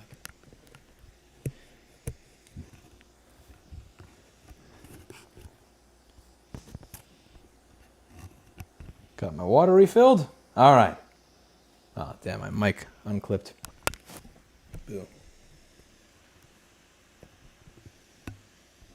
I miss my DPA 4065. So much better than the 4066. Better by a large margin. Okay. Let's go back to here. What did I miss in chat? Okay, nice. Okay, we're back. I noticed from the radio stations I work for that audio gear and broadcast gear is getting more difficult to repair short of board swapping. What kind of gear are you looking at? Honestly, it seems like there's a lot less gear in general that's getting used. You know, it's not like you don't need an SSL J9000 to run that type of studio anymore. Like there's so much of it that can be done in software with just the interface. And it seems like it's a lot cheaper. Are you okay at home? I don't understand the question. I mean, I don't understand the question. Is there danger? Is there like a spider behind me or some shit? I really don't understand your question. I've always been curious how your cats get their names. Clinton, when I got him, well, he was in his own room because he kept trying to rape the other cats in the household. So I named him after the 44. I named him after the 42nd president of the United States, which was known to take part in similar activity. Blackberry I named because she doesn't meow. She goes brr, brr. So she sounds like a Blackberry Curve 8330's default ringtone. She doesn't meow. She goes brr, brr, brr, brr. She chirps like a Blackberry. And Oreo is named Oreo. Jessa named Oreo. So you have to ask Jessa. Do you like wine? From time to time I do enjoy my wine.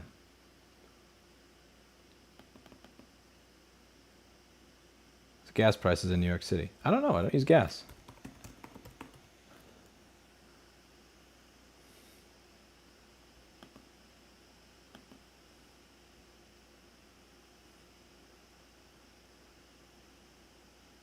Love what you were doing for the repair industry and promoting tech skills. Thank you. Thank you, John. It's very kind of you. Kyle seems like a great guy from the interactions I've had with him. Yeah, Kyle from iFixit is a cool dude. Kyle from Future Motion. Kyle from iFixit. Kyle from Future Motion. Kyle from iFixit.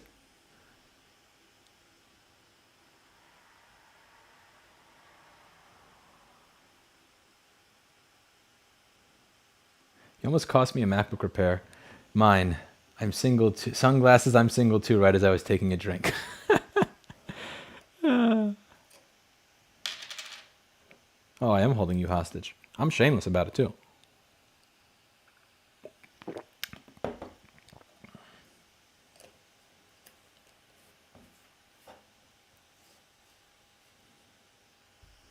You think Steve Jobs would have been anti-vax? I don't know. I mean, like, there's a difference between being afraid of surgery and anti-vaccine. I'm not. I got vaccinated. I'm not afraid of a vaccine. I'm deathly afraid of being cut open by anybody for any reason. I didn't even have my wisdom teeth taken out. I didn't get surgery on my leg after I tore my quadricep when a surgeon suggested it. Like, I'm afraid of being cut open. You're not cutting me open for anything. I'm staying stock. I'm stock. I have impacted wisdom teeth. So my wisdom teeth were growing in sideways, and the dentist said if you don't get these taken out within 6 months, you'll be in unbearable pain. That was 18 years ago. So every now and then I had to do this to seemingly like stretch out the end of my mouth so that I wouldn't feel pain from the impacted wisdom teeth. And then that would happen like for a few days every 5 years, and then it just went away. I don't know what happened to the impacted wisdom teeth. Nope. None of that shit. My torn quadricep, like fucking walked it off. Like I'm not getting cut open for anything. I'm scared shitless of that. I'd rather have somebody try to fucking stab me with a Mystic Iced Tea bottle. I'll fight a random lunatic trying to stab me with a Mystic Iced Tea bottle before I let a surgeon touch me at all. Nope. At least with the fight, I have a chance of not getting cut open. When there's a certainty, I can't do it.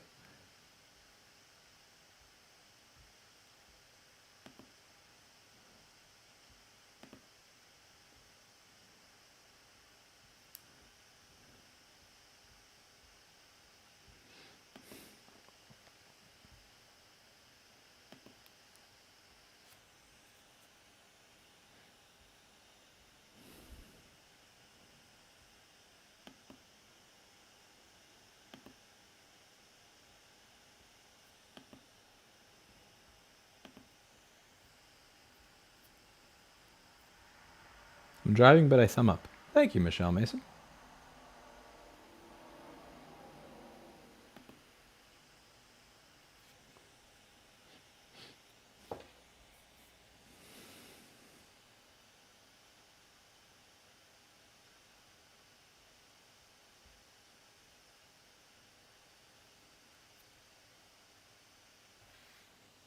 I'm having to do a root canal because of pain, but I'm terrified of dentists. I'm terrified of dentists too. So I went to a dentist in 2005, and then I went to another one about in 2000. Like I thought I chipped my tooth. After I tore my quadricep, I thought 6 months later that I fixed it, and I went sprint running. The moment I went sprint running, I immediately my leg just stopped working altogether. It just stopped allowing any weight to be on it, and I face planted right into the ground. I had this giant cut all over here, and I thought maybe I chipped my tooth. I didn't. I logged into an old YouTube video where I was zoomed in on me while I was smiling, and I looked really closely, and I noticed that there was actually I had the exact same mark in that corner of my tooth. But anyway, I had from 2005 to 2017 no cavities. Not one cavity. I went 12 years without getting a cleaning from a dentist and had no cavities. I am afraid of having to get my teeth pulled out. So like I brush my teeth very, very, very thoroughly 3 times a day. I brush after each meal. I mouthwash after each meal. I floss. Like I take care of all that shit because I do not want to go to a doctor. I do not want to go to a dentist. When it comes to eating, I do half an hour to an hour of cardio every day. I'm very, very, very careful about what I put in my body when it comes to greasy shit because I don't want to be getting no artery bypass or any of that shit. Like I'm not getting cut open for any reason. Nobody's cutting into me. No surgery, no dentist, no none of that shit. I'm far too scared for that. My dad has had over 7 surgeries, and like he was okay with it. There was actually one surgery they did on his knee where they put 3 holes in his knee, and in one of the holes they put a camera. So he was watching as they were like chopping into him and cutting out cartilage, and she's like, "Ugh! How the fuck do you watch that? You fucking madman!" I don't know how the fuck my dad could do that, but like, God, Jesus Christ, I could never do that. I'd jump off a bridge before I'd let somebody do that to me. From medical experts I talk, dentists always tell you need wisdom teeth out when you actually don't. I mean, mine were impacted. Mine were literally growing in sideways, so I get why people thought I needed them taken out. But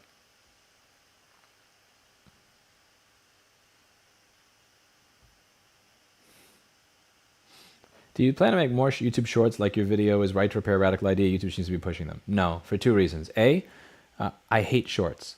B, I think that shorts are cancer. C, I make long form content, not short form content. And D, above all, shorts don't make any money. Like I did a short that got 500,000 views. That made me less money than a video that gets 20,000 views. So it's a format that I hate. I think they're cancer. They have to be done vertical video, and you don't make any money doing it? Like, why? Now look at me. If it was something like I hate doing it, I don't like it, but it makes a lot more money. You could make the argument that I'm selling out by doing something that I hate, that I think sucks to make more money, but they pay you worse. So I'm going to do something that I hate, that my viewers hate, for less money. It just doesn't make any sense.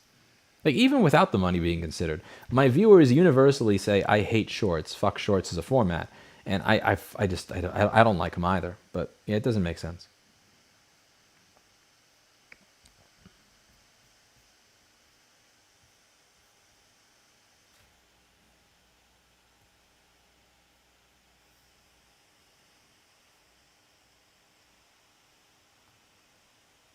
I don't know how to use TikTok.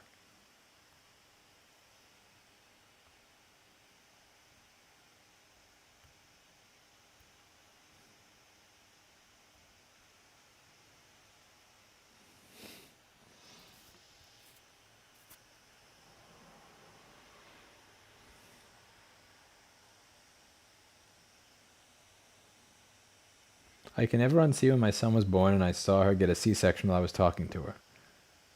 Yeah. I don't want to see human bodies get opened up. That creeps me out. That freaks me out.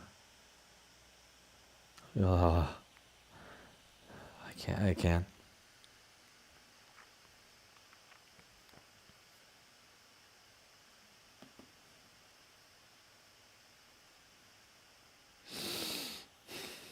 Yeah, no.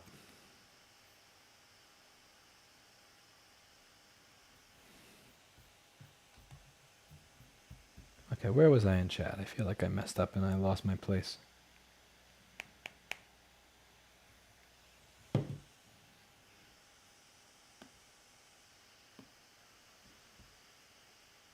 What a stupid position on surgery. Yeah, gargle my balls. How stupid that somebody be afraid of getting cut open. Fuck you. Fuck you, you prick. Let's see. Let's see.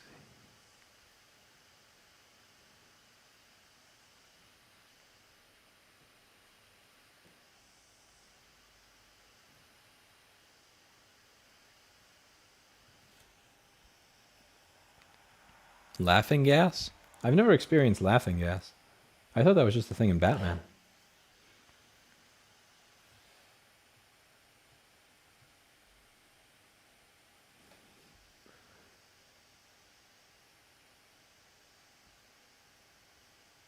Shorts are awesome to get awareness. You can convert them as the paying customers, you direct them somewhere. I don't know. Maybe. I hate doing shorts. I feel like there's enough attention on this channel to direct people to me for MacBook Repair with existing videos and all that other stuff. I don't want to do something that I hate to try and get like the last 1 or 2%.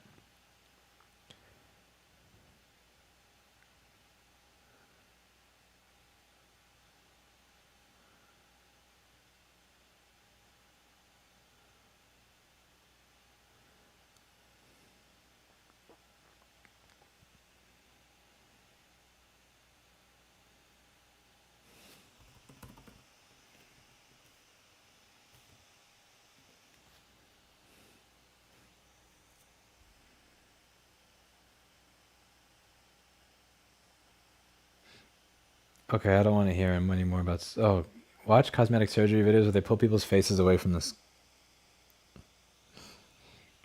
God, no. No. It might be time to have this come to an end.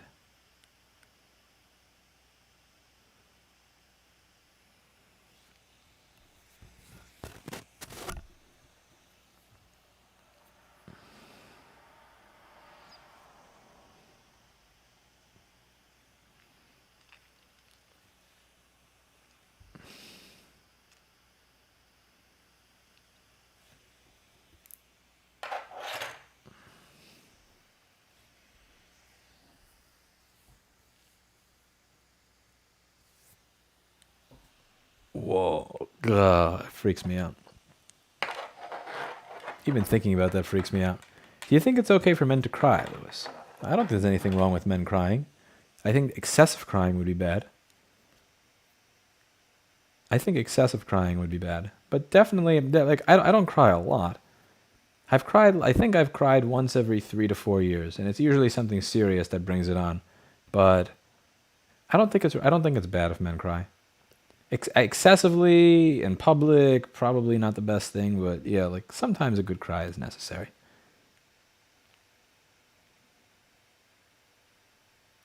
Height and weight of the guy that kept getting the girls. I think he was like 6'2". He was about like 6'2", 189 pounds, around there.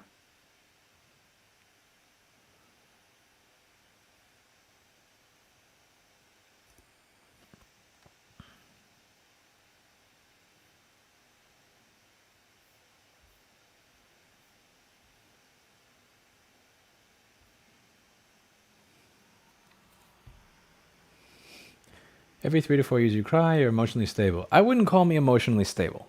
Just because I don't cry often does not mean I'm emotionally stable. I cry 3 to 4 times a week. Okay, that is a lot of crying.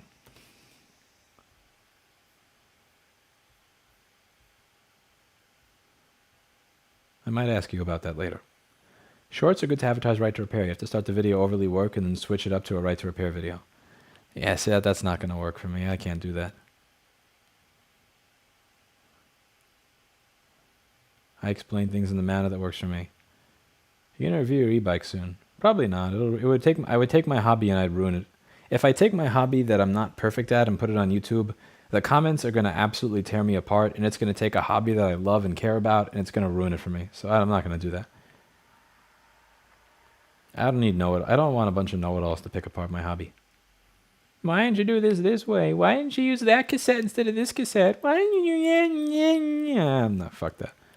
I don't want to. I love that. I love that little e-bike. I'm not gonna put it on eBay on YouTube for everybody to shit on. Fuck that. Fuck that. I love that little thing. I love that e-bike. I put it on here. It's gonna get shit on so hard. Like, why don't you machine in a case for the battery? Because I don't know how to. I can't machine anything. I have the battery held on to the wooden cargo pieces of the bike. I have it held on with fucking straps, like pieces of rope. I don't know, because I don't know how to machine a box. Like, I don't know. I don't want to take something that I like and open it up to like fucking YouTube, you know? Get shit on.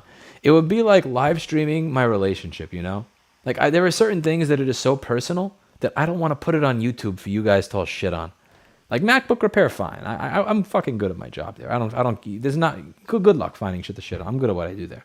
But my hobbies, I don't know. It feels weird. I don't want to put it, I would feel like I'm filming myself having sex with somebody, you know? I like my e-bike. I don't want to put it on YouTube for everybody to shit on. It would fucking ruin my hobby. Yeah, I think it's fine for men to cry.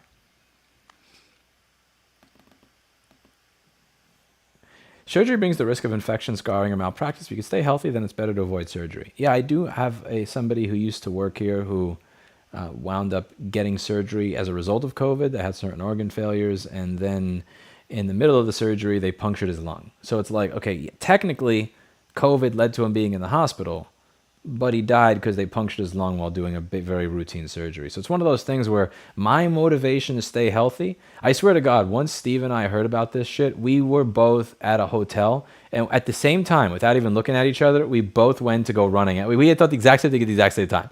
You know, we have kind of been lax with our cardio. This seems to be affecting people who are heavier. We both started, I shit you not, we both started running in 100-degree Florida heat in the summer at the exact same time. It's like, fuck that. I lost 33 pounds. From the time that my ex-employee and friend died of COVID to now, I have lost 33 pounds. Like, I do not want to be in, I want to have a lower likelihood of ever being in a situation where I am in the hospital for anything. Not a lot of surgeries and then death. It's a very low chance. But you know how you lower the chance even more? Not being there to begin with.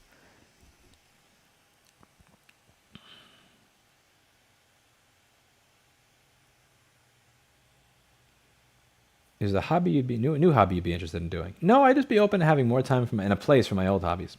Once I do find a house that I like and I buy it, what I would like to do is spend more time on hi-fi audio projects, like refurbishing a set of Lansing 604Es, finding a set of Teal CS 3.7s, maybe somebody with a broken crossover or something that I can get cheaper so I can refurbish that. Maybe getting a set of Klipschorns or something and having like a nice little rotating setup so I can go back and forth between them.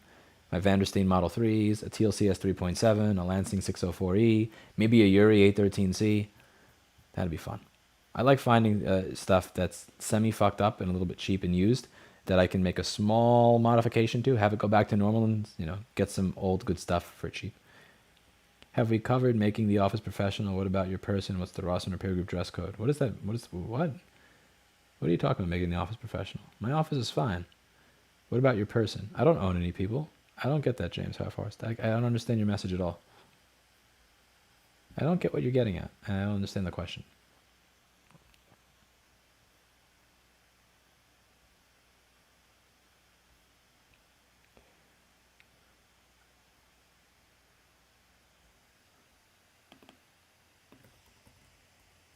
You skip my strategy question. It can make you cry. You don't have any questions, Emek. I don't see any question from you. Crying is important. Sometimes you need to do that. You're not in control of it. I think you're in control of your emotions to some extent, and I think you can let yourself go out of control, and I think you can let yourself go down a rabbit hole. I think you can let yourself go down a rabbit hole that will then lead to you crying because you work yourself up emotionally. I think you are in control of that. Sometimes you need to cry, and sometimes I think people like really work themselves up and then cause themselves to cry by working themselves up a lot over something that's not healthy to work themselves up about.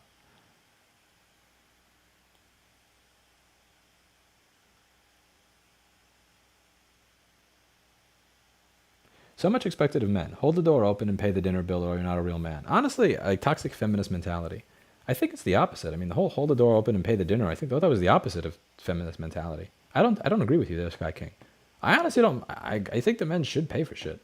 I mean, I think the problem here is that, like, again, I don't have a problem paying for dinner. I don't have a problem holding doors open. I don't have problems being a chivalrous man. It's just I have a problem with doing that if the other side of the if like I'm not. Do you play any video games at the moment? No, life is too much of a game right now. My life feels like too much of a video game at the moment. But sometimes I play Street Fighter 5, and on occasion I play Dota, but not very often. Anyway, like if I'm going out with a kind, caring, feminine, cooperative woman, I really don't mind paying for everything. Like I don't see myself as a simp because I paid for things. I would see myself as a simp if I am paying for everything and I'm with some woman that's like, that is not cooperative, that is not helpful, that is not kind, that is not feminine, that's not supportive, that's not interesting. You know, like, I mean, I don't know. I really don't, like, I'm one of those people that usually pays for everything regardless. Like, if I go out for dinner with my friends, I usually take out my card.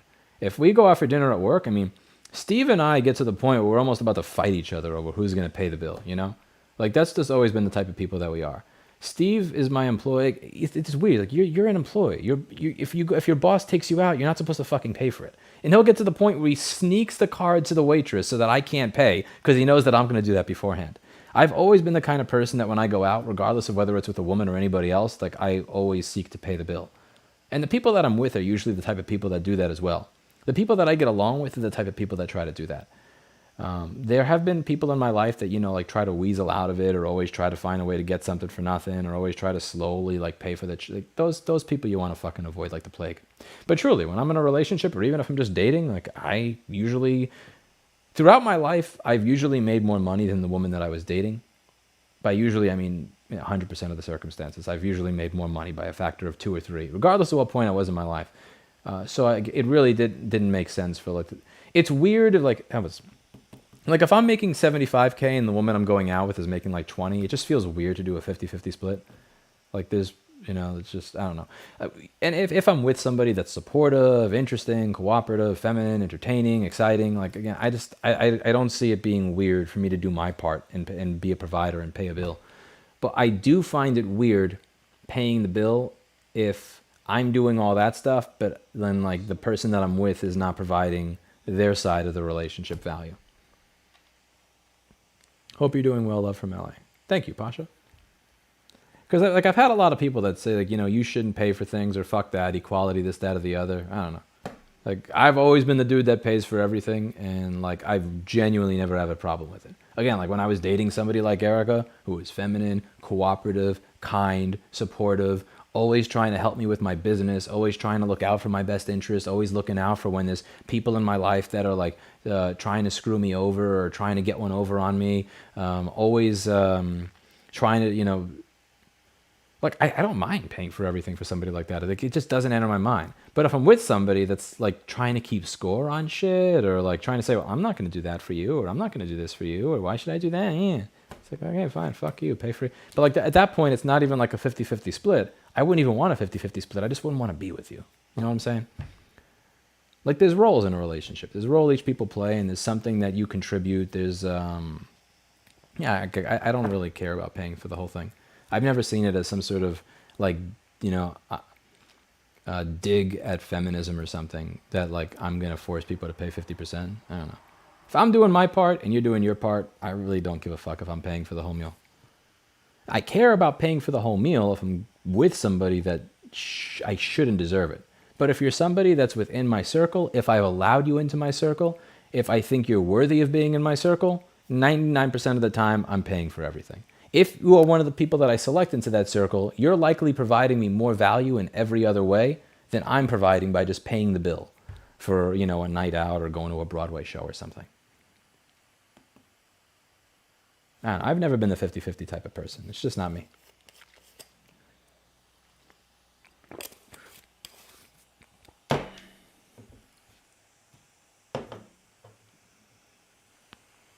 But yeah, I'm not gonna be I'm not paying for dinner for somebody that, like, if I'm with somebody that thinks I can't be in a relationship with a man because that takes away my freedom, or if I'm with you, I would be less independent, so I can't do that, or like if I'm with somebody, like, no, fuck that. Like, I'm not paying for dinner for somebody like that. But honestly, I wouldn't even want to go out with somebody like that to begin with, even if they were paying the bill. So, you know, it's a moot point. It's a moot point.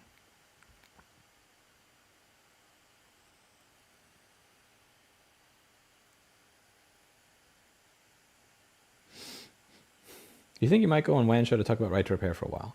I think that Linus's audience has heard everything they need to hear about right to repair from the video that he did on it already, and I wouldn't want to wear out his audience by talking about the same thing over and over again.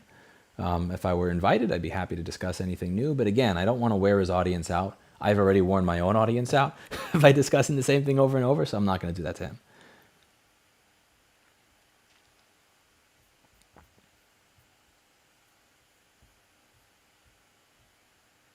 Louis is an audiophile. He started off fixing old gift for studios. I don't know, because again, if an audiophile is a person that values high-end audio, that's me.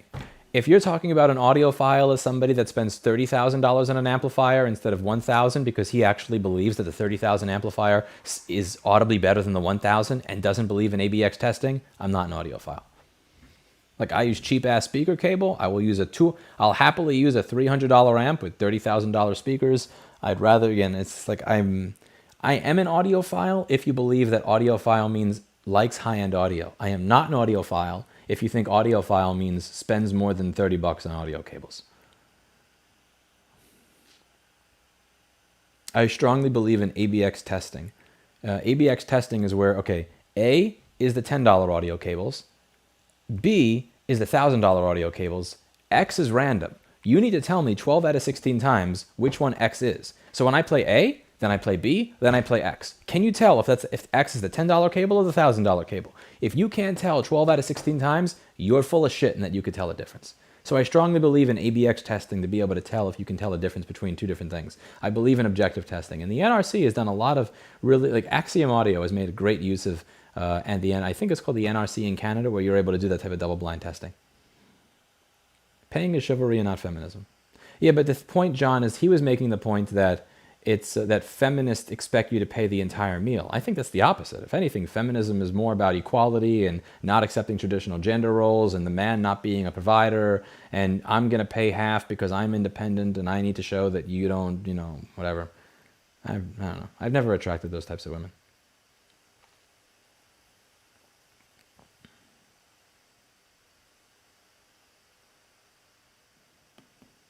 Small thing, hope I know you appreciate. You're a great person. I'm going to send positive vibes. Thank you.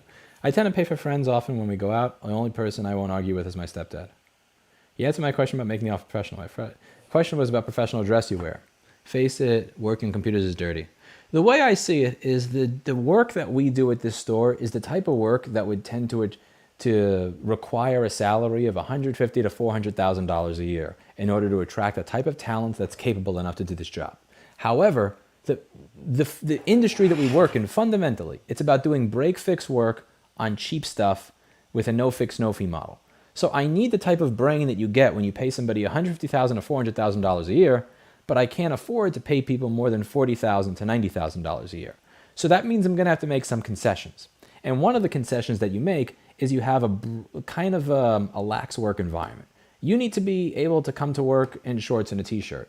You need to be able to come to work and be able to play a game of chess. You need to be able to come to work and, I don't know, have a Nerf gun fight or something like that. So I can't pay people what you would get paid to be an engineer at Texas Instruments. I can't pay you what you would get paid to be a regional support manager at Apple Inc. because I'm not Apple Inc. and I'm not Texas Instruments. I can't afford that. So I need to pay you in something else. And one of the things I pay people in is you don't have to dress professionally to come to work here. I'm not going to tell you, hey, I know you could get paid $130 an hour working at Texas Instruments. Will you work here for $40 an hour? By the way, you still have to come to work in a suit and tie, So I may wear a dorky polo shirt. I'll wear, my dorky chinos with a belt, but I don't ask my employees to wear that stuff because, again, it's just like you have to think. There's concessions you have to make in order to make it viable, like to have people with a brain work here. Also, my mouse just froze. So there we go, it came back. There's concessions you have to make to get people with a high-level intellect to be able to work at a business, a small, hole-in-the-wall repair shop business. In the same way I love to treat my friends and loved ones. Yeah.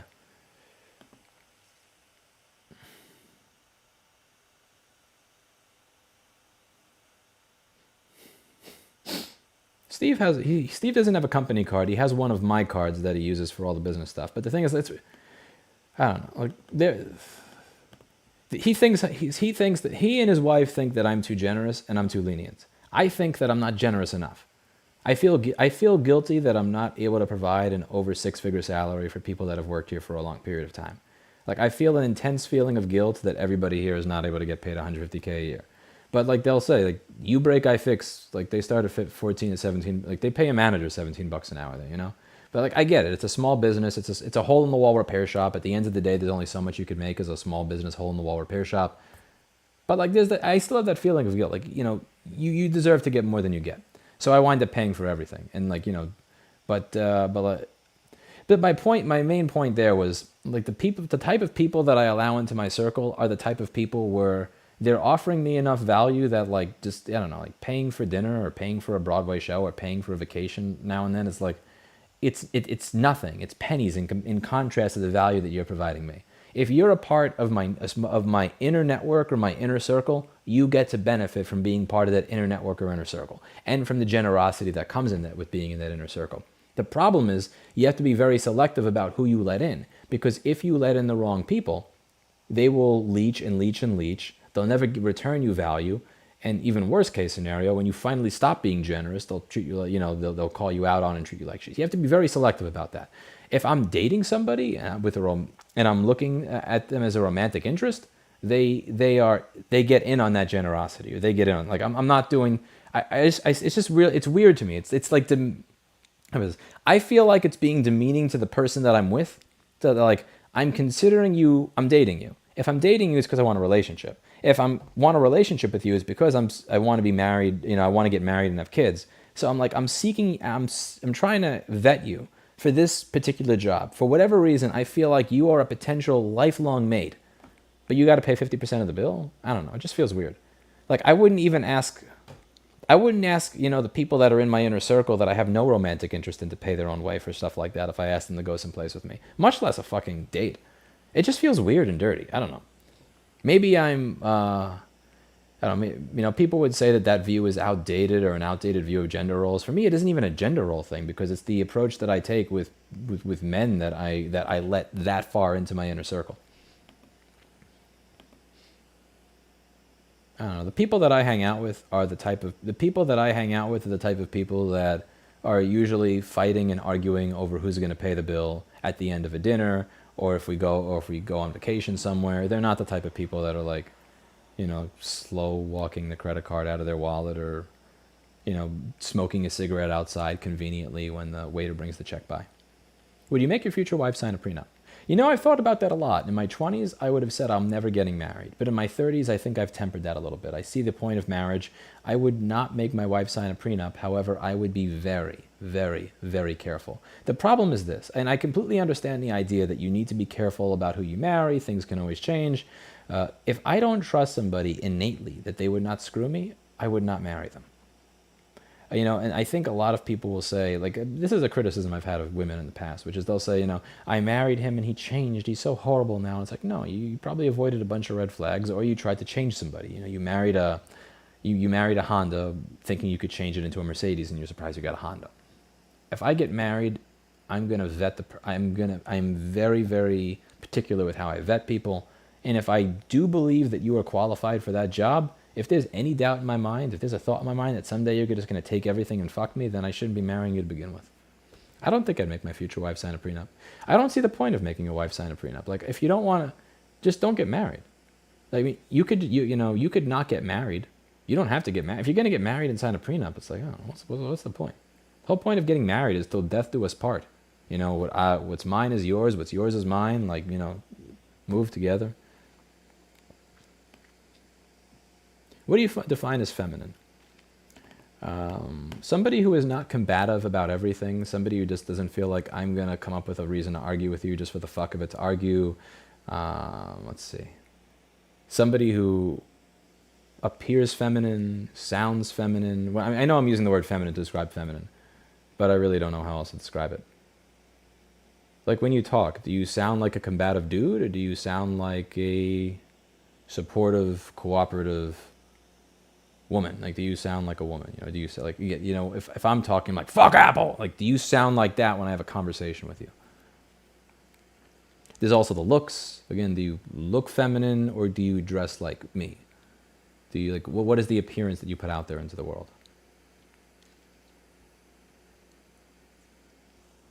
I'm failing at coming up with an example right now. I'm sure I could come up with an example if I think about it, but I have to think about it. Any questions about Erica or paywalled? True, Alana Lorenz. True. I should paywall more of them. I'm sorry, but I'm leaving the stream to watch Tim Pool's latest podcast or video. I don't blame you. I can't compete with Tim Pool. Why are you buff? I lift, bro. If she's being a woman, I'm being a man. Simple as that. Yeah, I'll agree with you on that, Marinus. I really would only dislike someone paying for something if a woman is going on a date with me just for a free meal. Yeah, that's fucked up. And that's the thing. There are people that do that. That's fucked up. And here's the problem with that is that, like, if you go out with women that do that on a regular basis, then you will feel discouraged from actually settling into your role as a man and being a provider for somebody that you love and care about. You'll be thinking to yourself, is this somebody that actually likes me, or just somebody that's thinking of me as a fucking mark? And that's it's trauma, It's like I really don't think. It's sad when people decide I'm going to stop being the person that I would have otherwise been because I had 1 or 2 or 3 bad experiences. Like, I understand that I'm very sympathetic for why people would do that. Like, again, if somebody goes out with you who has no sexual attraction to you, who sees no future with you, instead of saying no to the date just because they want to get dinner for free, like, that's fucked up. That's fucked up. Just say no, Like, if you have zero interest in someone, just fucking say no. That's a decent thing you could do. I get it, but I would not suggest that you take a strategy with women that is avoiding being the person that you would be for your best possible, for the person that you're made to be with, because you had a couple of shitty experiences. Because when the person actually shows up that would be the best fit for you, you're not going to be your best self for them. And that's a crying shame. I don't mind paying the bills, but not for the guy or gal who always forgets his wallet. Yeah, fuck that shit. There are people that go out of their way to always when you're with somebody that's always fishing for a little bit of money. When you're with somebody that, like, they're not even going to say, can I please have money? But if you were to just say, here, fine, I'll pay for your meal, I'll pay for your rent or whatever, would just be okay with just taking it. And like, you have to put barriers up. You have to put boundaries when you meet people like that. If you're a generous kind of person, if you're the type of person that always wants to pay for the meal, that wants to, to cover everybody for the evening, you have to be much more selective about who you let into your inner circle. And I've had points at times where I've let people into my inner circle that just shouldn't have been there, and it's just, you got to purge it. You got to cut it out. You got to put boundaries up there. Test, I've tried to buy 3 of these now. Paul, you buy too many of those things, but I appreciate it. Thank you for the super chat.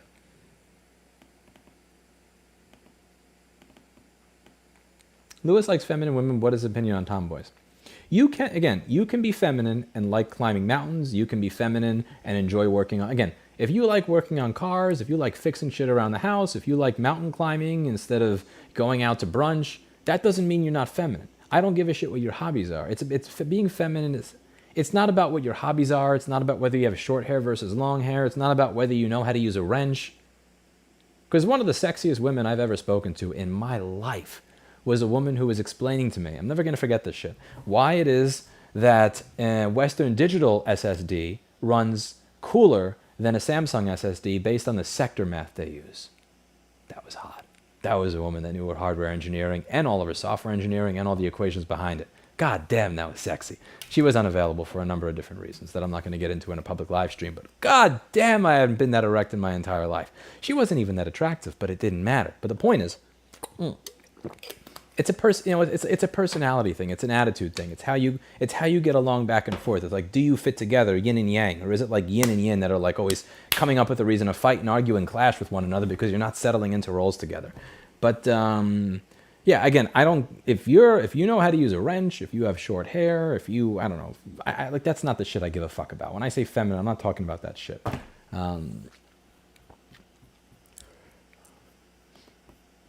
It's in the personality.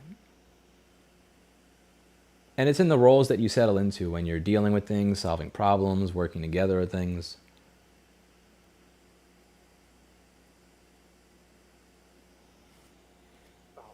Feminist ladies I dated in the past say, if you insist on paying, then it's like now they owe you something. Well, that's the thing again. If you go out on a date with somebody and you continue going out on a date with them and you continue to let them pay, Think about it. And you know you're not sexually attracted to them. You know you have no interest in them sexually. What are you doing there? I mean, truly, again, I'm not saying that you should have to have sex with somebody solely because they buy you dinner. But again, if you've gone out to dinner 5, 6, 8, 10, 15 times, the man has paid 15 times. The man has paid for your cab ride home or your Uber home 15 times. You know from date number 1 that you have no attraction to this man. I'm not saying that you owe him sex, but is that not kind of fucked up? I'm just saying. The need for prenuptials depends on your situation, but people do change. My parents' marriage blew up after almost 40 years and they both developed potentially terminal illnesses. Life is messy. Yeah, I definitely don't. I'll agree with you there, Paul, that I cannot see 40 years into the future. And I'm probably being a little idealistic with my saying, splitting the bill is code for a date not going well. Otherwise, you fight to pay first and don't care about the outcome. True. Oh shit, Louis is going to meet his downfall. I'm assuming that you commenting based on me talking about not getting a prenup. It's not about whether Honda's better than Mercedes. It's if you want a Mercedes, don't marry a Honda thinking you're going to change it into one.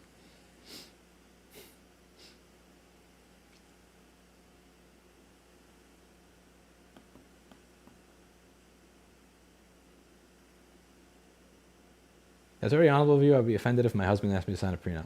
Again, it's a lot of vetting. Like, Erica's the type of woman where if I had married her, I would have never asked her to sign a prenup.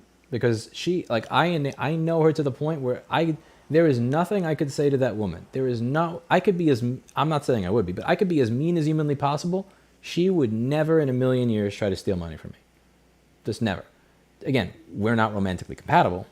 Marriage wouldn't work out. But point being, like, I'm very careful with who I let into that inner circle. I'm very careful with who I vet. I am not spending time with a woman that I think I would need a prenup on so that they don't fuck me because they change their mind 2 or 4 years from now. And use this for her Diet Coke, says Robert Patters. I don't like Diet Coke. It's not, fake sugar, not good for you either. I don't expect 50% either and totally agree with you. You're right. Like you said, it's about being in good company. If this topic even came up on a date, then it's not good company. True.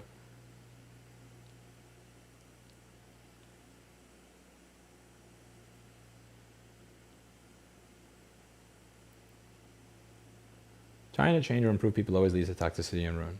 I agree with you, Amanda, 100%.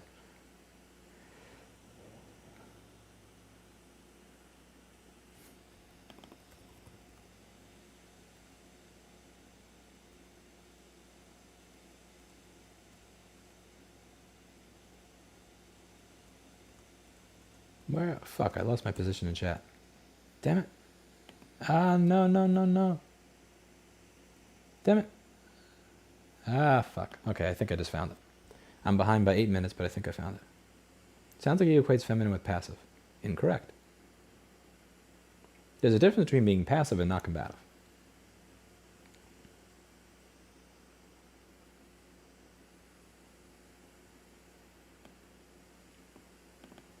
Not coming up with unnecessary things to be combative about for no reason. Let's see. Matt Walsh wants to know, what is a woman? Adult, human, female. There are the very rare exceptions where you have somebody who was born, let's say there's a issue with androgen receptors or something like that, where somebody is born in a man's body, but they feel like a woman and such and so forth. And those are again, I do feel for those exceptions. And if you want to change your pronouns, if you want to be called something different, I'm more than happy to call you by the pronouns that you believe that you are. I feel I have all the empathy and sympathy in the world. I'm just not open to changing my system of categorization that works 99.9999% of the time because of the small number of exceptions. But yeah, I would say if somebody asks what is a woman, adult, human, female, works for me. If you already have these thoughts, it's not meant to be. It's supposed to be till death do us part. Yeah, again, like when it comes to prenups, you could just not get married. I don't understand why people just simply don't get married if that's the case.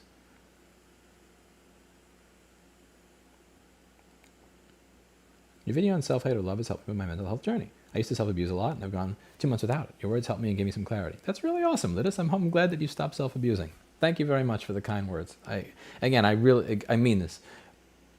seek a therapist. Again, it doesn't have to be a bad thing. There's such a stigma today about going to a therapist. It makes you weak. It makes you less of a man. You're crazy. I don't know, you're an incel. You're cringe. You're a bitch. Like, fuck all those people. Like, seriously, fuck all those people. They probably have miserable lives, and screw them all. Pull a Fast Times Lost Wallet. See the reaction. What's Fast Times Lost Wallet? I don't get it. I'm sorry, Robert Patterson. I appreciate the $2, but I don't understand your post.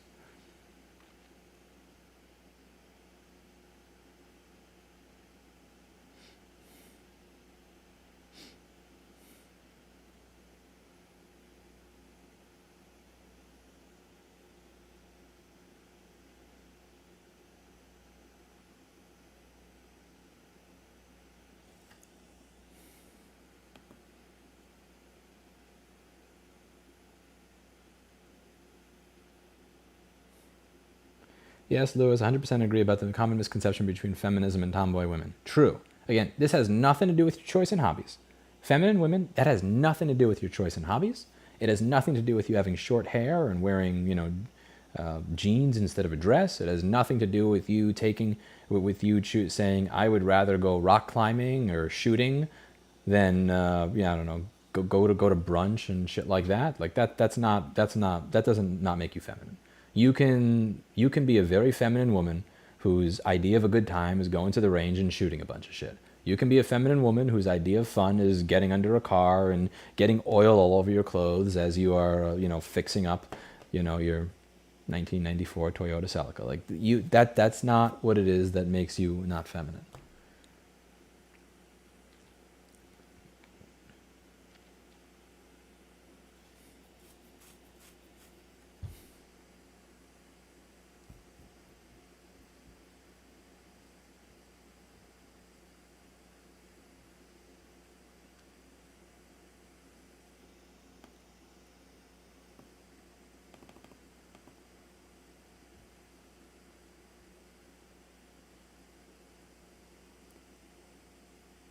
I think when I think of masculine, there's a woman that I went out with at one point that I thought of this way, and she liked all of the typical feminine hobbies, she liked all the TV shows and stuff like that. That would be books, music that would be traditionally something that you would think a girl would want to watch or listen to or play with rather than a boy. But the masculinity seemed to be like, I always have to be right. I always have to be in charge. I always have to be in control. I'm going to argue with you over every little thing. Like the tone of voice, all that other shit. Like that's what it had to do with. She looked very feminine, but that wasn't. Yeah.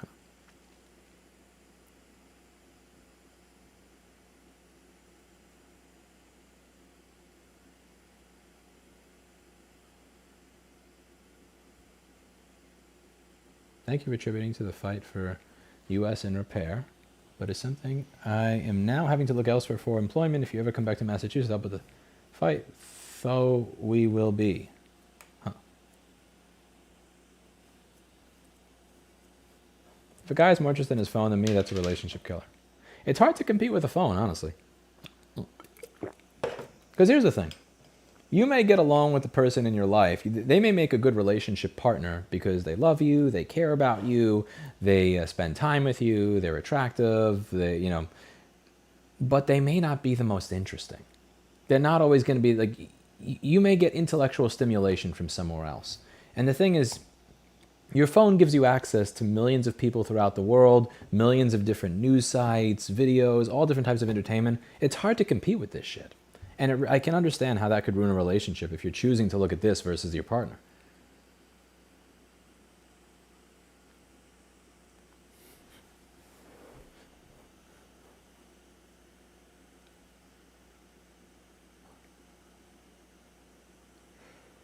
What am I still doing here? I see a therapist even though I think mentally I'm fine and things are going well. It just helps having somebody to talk to not dump your problems on the friend or partner. Here's the other thing about a therapist. You go to get your car checked up. You get your car inspected every certain amount of miles, even if it's not broken, right? Now, some people get their car inspected every 20,000 miles, some every 50,000, some every 100,000. But even if your car's not broken, you get it inspected every now and then, right? Why not get some therapy as a form of preventative maintenance? Why not do some work now? In my parents' divorce, one partner got 80% of the marital assets in a no-fault state. I don't want to discuss my situation more, but a prenup is a good way to be on the same page about fairness. I agree with you there. Okay, point take. I can understand that. I can understand that. For me, again, I would prefer to be in an area where I'm not. I would prefer to be with somebody where that's not a worry, but also where they are so good at helping me make money that honestly, if they took 50%, I would feel like they were entitled to it. There are certain women that I've been with where I can look on a graph, and while I was in a relationship with them and things were going well, I made more money. And like, I don't know, maybe I'm setting my standard a little too high for the type of person that I would meet. Sorry I had to break it up over several chats because of YouTube character limit, but YouTube again. Thank you again for taking the time to read it all if you found it. Sorry, I'm trying. It's hard to keep track of all these things. There to support you in the case, and I have members of our Republican and Democrat Senate on board. Hope change comes soon. But I got to see what's going on with the bill in Massachusetts, because we did a lot of lobbying in that state, and we had a lobby day. I gotta ask Nathan Proctor what happened with that bill, because he lives in Massachusetts, and he's also been heading up. I've kind of been using Nathan Proctor as like a campaign manager for the nonprofit. Like, he doesn't work for me; he works for US Perg, but he's the only person that's always been in the room and always been in tune with what's going on in every state. So when I got a bunch of money from the billionaire that gave me $1 million, and also from all of you, it's like, all right, cool. Let's give the people that have been doing. What do you think about the lines for rent?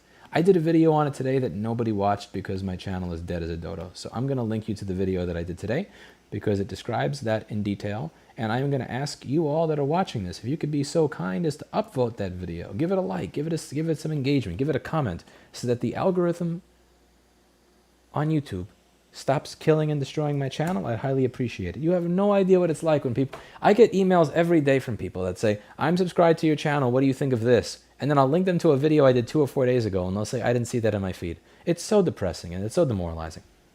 But yeah, the TLDR is that business was 1 block away from my old store. That area is not a businessy area, but it is an area that's very popular with a lot of bars and restaurants. It's like Never Never Land. It's a place for young people to go and get drunk, or old people to go and pretend that they're young people and get drunk. So it's an area that has a lot of engagement. It's an area that has a lot of engagement from young people. If you're young and you want to party and have unprotected sex and get wasted without being 21, that's the neighborhood to live in. So there's going to be a lot of demand to live there for that reason. But yeah, that line is something that I did not see even pre-COVID. We're in post-COVID right now, but even pre-COVID, before there was any sort of coronavirus, there was never that type of line for a shitty walk-up in that area. That's crazy. But yeah, I went a little bit in more detail in my thoughts on this video, and again, unfortunately, because my channel is dead, you probably didn't see it. So yeah, I will happily grovel, ask kindly, comment, upvote. If I can get back to the engagement that I had on this channel when I had 40,000, I'm not even asking for the engagement of 1.7 million.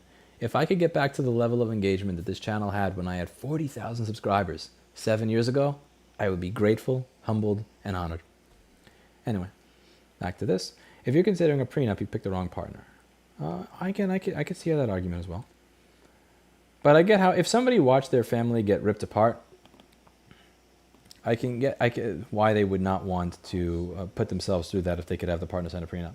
When I invite someone out, I expect to pay. When they invite me out, I will, if I can afford it, I will offer to pay for it, or at least offer to pay my share. Yeah, I can understand that. Again, like, if I'm invited to the Four Seasons, and I'm invited to the Four Seasons by a woman that makes $400,000 a year, I'm kind of going to have the expectation that you pay for it.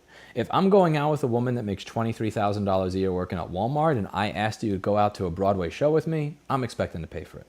If I ask out a woman that even makes $70,000 a year, and I ask her out to Fogo de Chao, I'm expecting to pay for it. If she asks me out, and she asks me out to a place where dinner is going to be $800, and I know that she's like a CEO or some shit, or she makes $400,000 or $800,000 a year, you're paid for dinner. Jessica, whatever, says, no, it's a bad analogy because realistically Hondas are better cars than Mercedes. No, that's not why it's a bad analogy. It's not a bad analogy because it's not about whether the Honda is a better car than the Mercedes. It's about what somebody wants. If somebody wants a Mercedes and they get a Honda and they try to turn it into a Mercedes, that's on them. If somebody wants a Mercedes, then they should go get a Mercedes. They shouldn't marry a Honda or date a Honda and expect to change it. It's not a bad analogy because it's not about what's objectively better. It's about what that person subjectively wants. If somebody wants X and they go for Y, you can't turn Y into X. Whether it's better or worse, you cannot turn Y into X. Don't try to turn Y into X after you marry them or after you start dating them. That's never going to happen. That's a form of human torture. I will argue that with you to the death. The only thing that bothers me is if a guy looks at his cell phone when we're hanging out. I think it's rude. True. Yeah, I got into that with the last woman that I was dating. Actually, this one woman I went up, like I remember telling her I run. She's like, you don't look happy. I said, I mean, you've been on your phone for half of the date.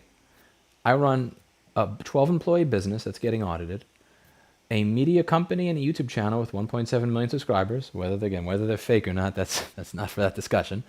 And two nonprofits that are lobbying on behalf of right to repair bills in 7 states. I have not looked at my phone once this evening. How many employees do you have? Like, I'm out of here. I left.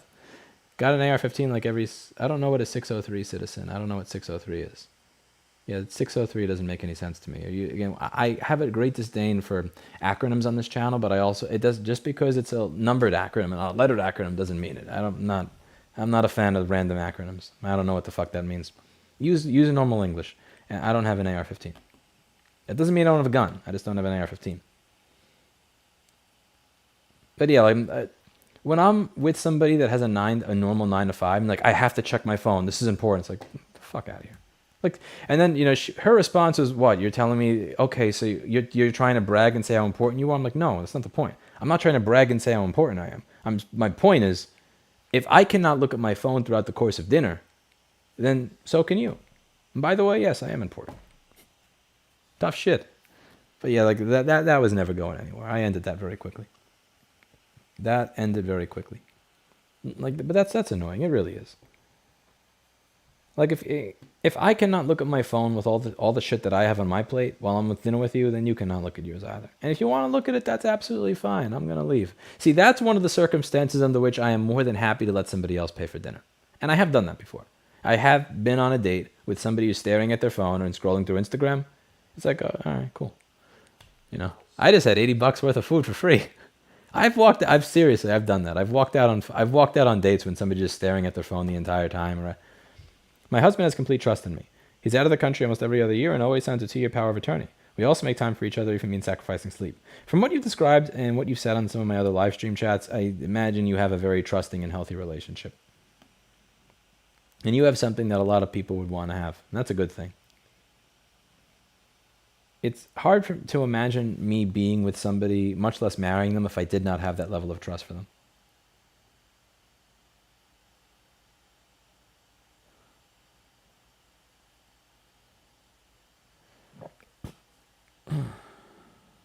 I don't really know much about the Apple Store unionizing, and I haven't followed it, to be honest with you.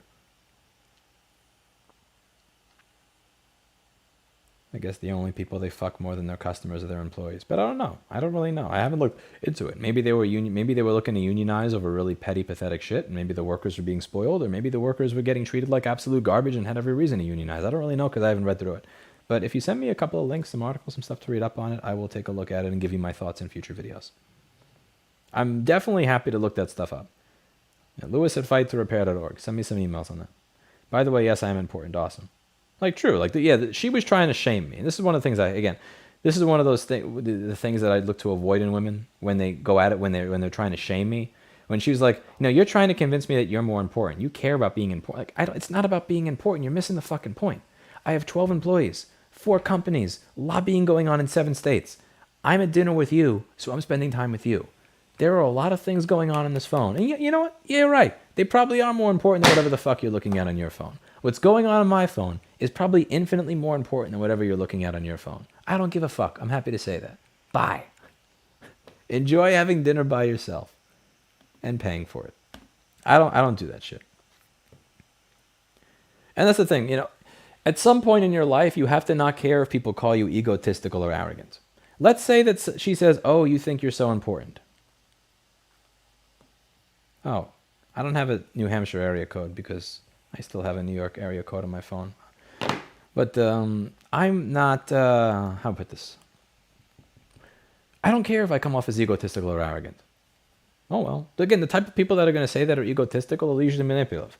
And for instance, this one woman that's trying to manipulate me into feeling bad for having a basic ask that if I'm going on a date with you, that you be present in the moment on that date. I'm very self-deprecating, and in many different ways. And there are lots of areas where I shit on myself, rightfully so, because I think that I just am not all that. There are many different. You'll hear me call myself a moron on this channel 5 times a day. But yeah, just objectively speaking, there is more important shit going on my phone than yours, and I cannot look at it.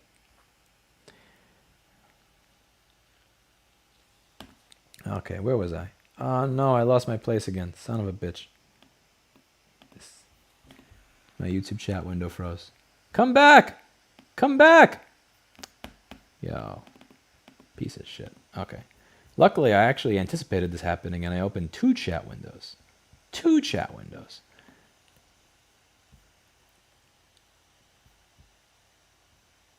I'm glad Louis hasn't got the subs-only comments. You know, I've never done that. Even when back in the day when I used to have 2,200 live viewers, I would actually try to scroll through everything.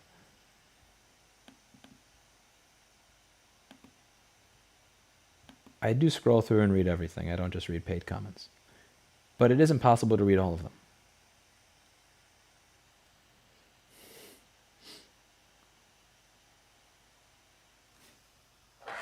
Back to this. Even when I was managing 1,000 employees working in international logistics, I didn't check my phone during a date unless a special preset tone went off telling me it was work. Then I try to get off as fast as possible. Listen, on every date, I try to get off as fast as possible. That was so fucking lame. Anna's unsubscribing. We fixed her laptop for free. She's still unsubscribing because of that. I couldn't help myself. I'm sorry. You made it too easy. Why'd you do that? Why'd you do that? Why'd you bait me like that? No, but I see your point. Yeah, like, and what you're doing. And by the way, what you're doing is probably why you have a high quality man as a husband, and it's probably why you have such an amazing relationship with him, with such a deep level of trust between you two over the years that has survived. Like, seriously, that's a good thing. My ex would watch TikTok instead of cuddling when he was over. Like, I invited you over to spend time, put it away.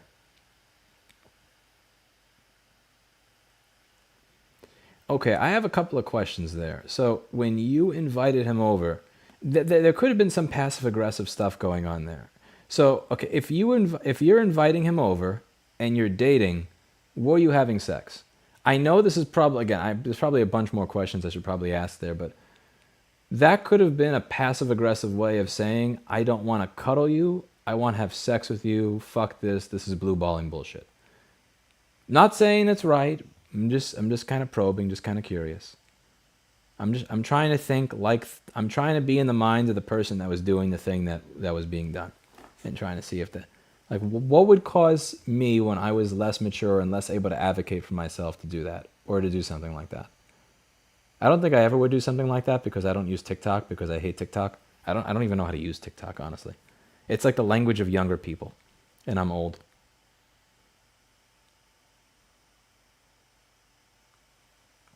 Joke's on you, Louis. Half the people on the road don't even get their car inspected. Well, they should get their car inspected. I get my car inspected every 15,000 miles. I'm not kidding, 15,000 miles. If I'm going to drive around the country, and I'm going to be passing people on the highway and doing all the shit that I do in my vehicle, I want to know that, like, something's not just about to roll itself off or die. You know, it's worth it for me for the peace of mind.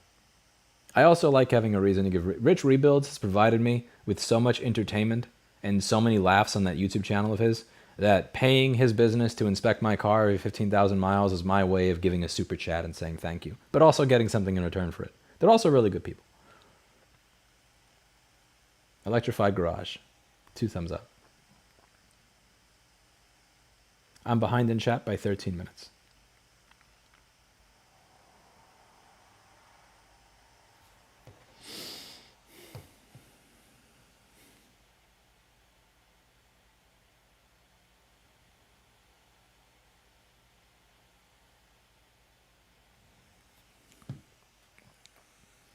So I have the old chat in this window and the new chat in this window.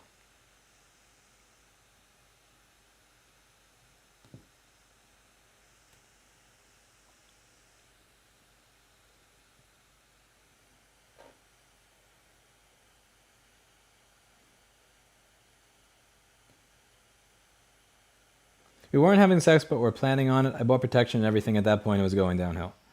Okay. Wow, I actually hit the nail on the head on something in early. Yeah. Okay.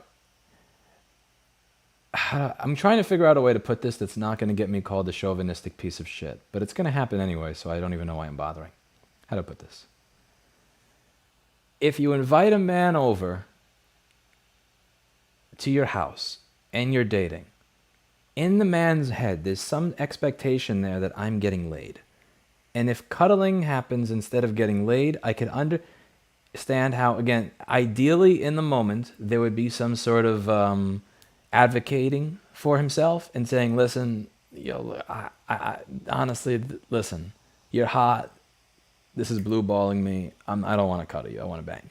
But the thing is, I think that there are men out there that are afraid if they advocate for themselves, like, you're a pervert. How dare you? So they don't do that. So instead of just advocating for themselves and going like, yo, this shit doesn't work for me, man. Instead of doing that, they do passive aggressive shit like, I'm going to ignore you because I don't want to cuddle and look at TikTok or Instagram on my phone. That's why I asked that question. And it's really weird that I was correct there. Again, I'm not saying it's right. I'm not saying he's a great guy. I'm not saying you're a bad woman or any of that shit. I'm just saying that the moment you said that, literally the first thing that came to mind is this is a passive aggressive reaction to not having sex with you when he's invited over. Maybe it wasn't happening at the pace that he would have wanted or whatever. Again, there's many different things that he probably should have said. There's many. One of the things that I think is, if there's something you're afraid of saying because you're afraid of getting in trouble, say it as soon as humanly fucking possible. You have, how to put this? You have to have faith that if you tell the truth, that whatever it is that you say, whatever after you say what you say, whatever happens, that's the best possible shit that could happen. So even if something bad happens, that's technically the best possible outcome, as long as you're saying what is true in your mind at that point in time. And like, I get it, because when I was younger, when I was in my like early 20s or late teenage years, I thought, oh my God, there's this list of things that I just cannot say to a woman, because if I say these things, they'll turn into a dragon and just like fire breathe at me because I said something inappropriate. And it's weird because like in my mid 20s to late 20s, I realized, A, I'm not going to get in trouble. B, what I'm saying is usually not even that bad. And C, again, what usually happens winds up being the best possible thing.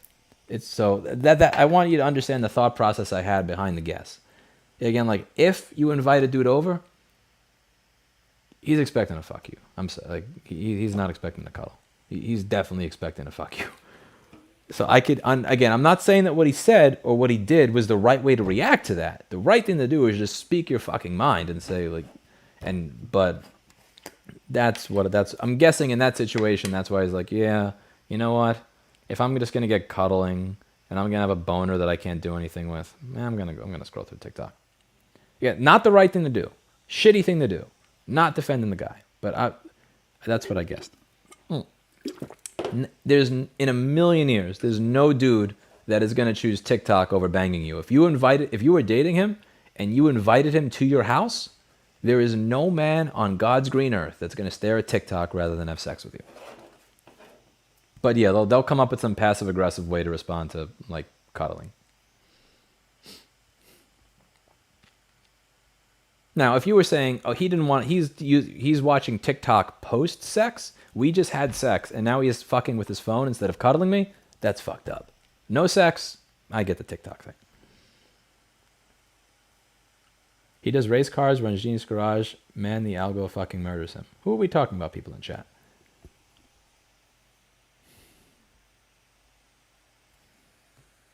Blue balls is the worst. Truth. Whoever said that, I didn't see the name because it scrolled by too fast. Truth.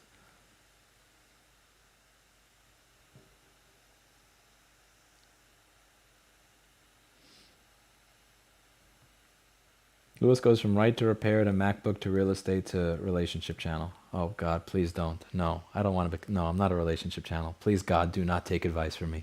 Don't take advice from me. You'll be single for the rest of your life. Do not take relationship advice from me. Do not take relationship advice from me. Please, God, don't take. These are my random opinions, but for fuck's sake, take advice from me on how to fix a MacBook. Take advice from me on maybe how to run a small business. Don't take it. Please, God, don't take this seriously. This is not professional relationship advice. This is not professional financial advice. I am not a relationship advisor. I love taking your advice, and there's no way you're getting rid of me. And you have had a healthy relationship for decades. Don't ruin it by listening to me. I'm just telling you what I would think in that situation.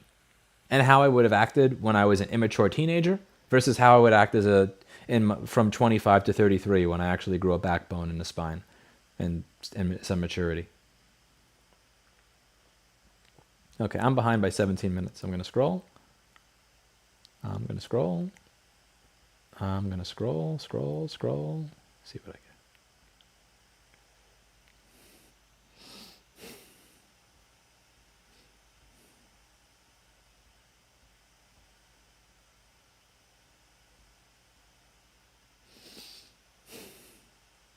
Dating was easier before people became glued to their phones.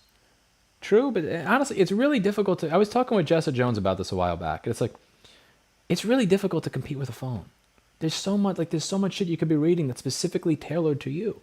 When you watch YouTube, YouTube's algorithm is specifically trying to figure out what you're most interested in. It's more than happy to toss you into a political echo chamber that brainwashes you into crazy shit if it simply believes it's going to get this much more engagement from you. This algorithm knows you better than you know yourself, and you're expecting somebody that you just met off of Tinder to be able to hold your interest?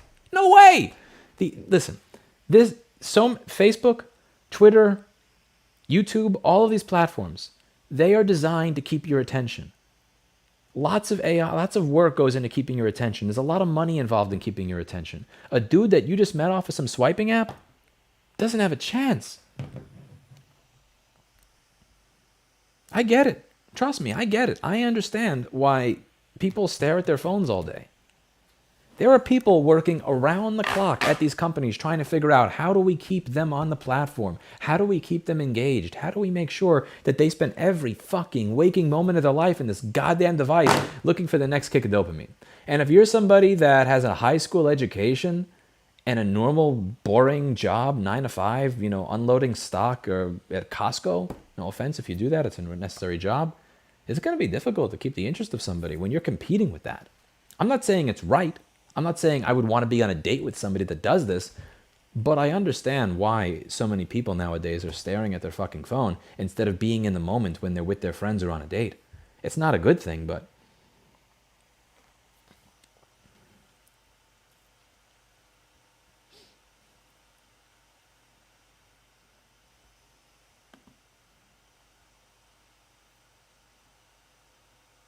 Yes, I'm important, Chad mindset.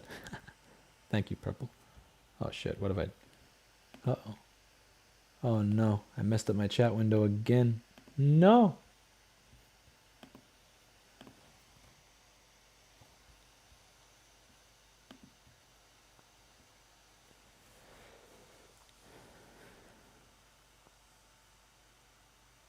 Oh, sweet mercy. When do you know you should give up on your self-started business? When if you're not making money like 6 months into it, again, this is I'm just pulling this number out of my ass. All the businesses I've had that were good, I'm making them profit 3 to 6 months in, if not sooner. If you're not making a profit after that much time and you're still banging your head against the wall, then either A, you're not putting enough effort in, or B, you're failing at what you're doing. Or C, the market just fundamentally there's not a void in the market that requires you to fill it with those services. It's already being serviced properly. How did the algorithm decide this was the best use of my time? The more important thing is, how did you decide that was the best use of your $20? Okay, now my other YouTube chat window froze too. Son of a bitch. Let me rewind back up there. Okay, I left off at 12:27. Oh, I'm at 12:28. That's not bad. You ever played WoW? No, World of Warcraft. Warcraft 2, 1, and 3. And some Dota. I can relate to that girly. Glad he is your ex now. Oh, Alana's not going to like me. I feel like I sided with the ex there instead of with Purple. Again, I'm not saying that the ex was doing the right thing. Fucked up shit. You need to be able to engage in the moment. Do not passive-aggressively scroll through TikTok. You speak to the person that you're with and you tell them how you feel and why you're doing what you're doing.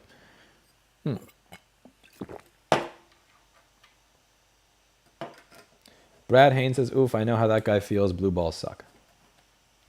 There are so many men that are afraid to say that. That's the thing. They're so afraid of oh, you just want sex, or oh, you're perverted. It's I don't know. Blue balls kind of suck. I don't know how else to put it. Blue balls kind of suck.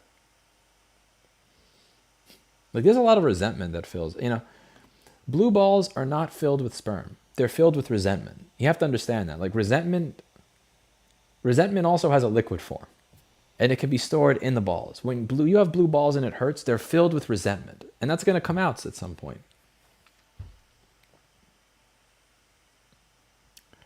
Okay. Continuing. We weren't having sex, but we were planning on it. I bought protection and everything. At that point, it was going downhill.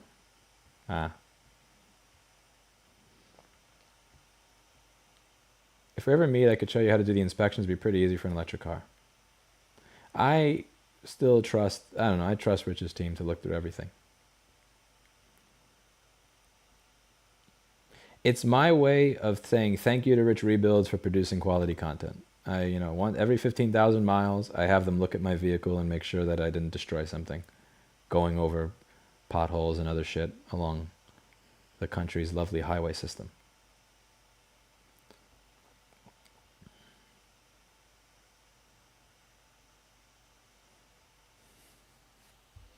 Wearing your Spider-Man outfit for the first date. No.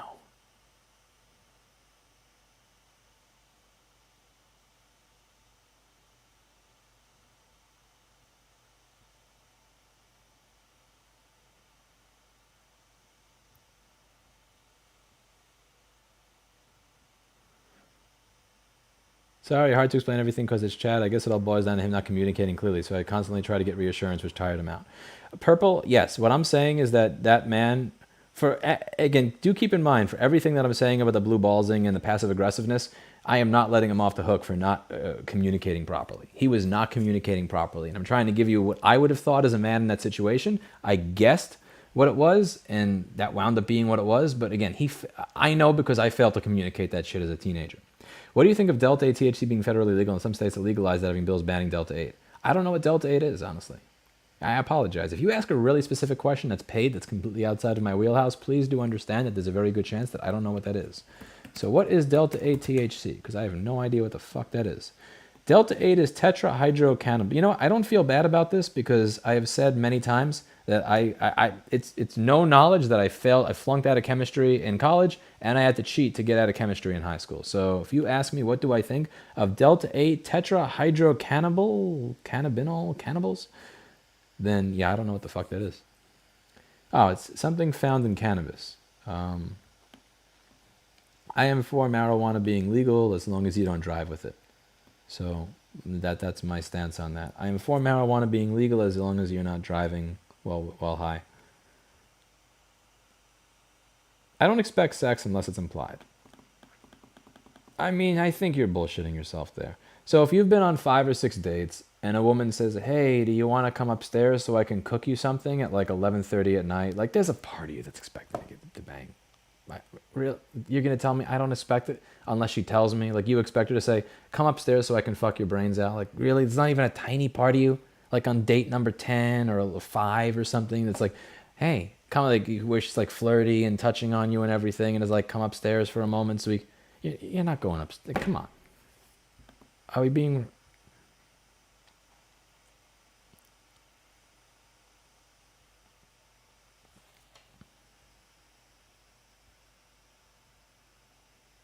Curious, why are you angry and bitter for somebody as young as you? I'm not angry. I'm a happy dude. I don't feel bitter at all. Most of the times when I see people say that, I'll read through their comment history, and most of the time their comments are really, really miserable. Like they're mostly really, really miserable. And they project their issues out onto other people. And it seems like you're one of those people, so you get to go. D9 THC is what's in regular weed. D8 is a synthetic variant that's federally legal, but some states are trying to ban it. What is the point of banning a synthetic form that is legal? Is it like they're not able to make money on it the same way they are the other? What is the argument for banning D8? Is it dangerous, or is it just that they can't make money on it as easily because anybody can make it? Like, what is the point there? But yeah, go away, Anthony Sherman. Take your miserable ass somewhere else. I'm having a good time today. I'm having a happy time streaming. We're having fun conversations here.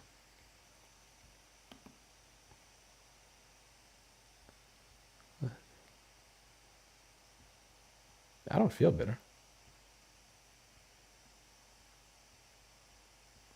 you could have all the, let's see. I feel open, happy, and excited for the future of my life. I'd rather be single and happy than in a relationship and miserable. Your advice on being content with oneself is invaluable.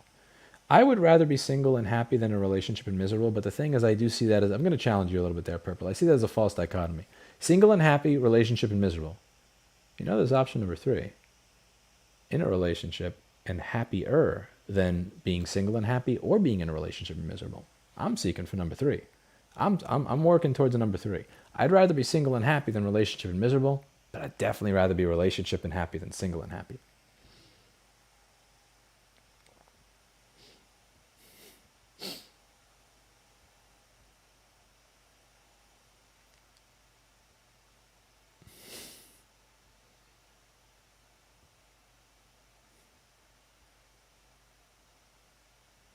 Some tea cakes are low-key misogynistic, but that's my opinion. Can't hate you for sharing yours.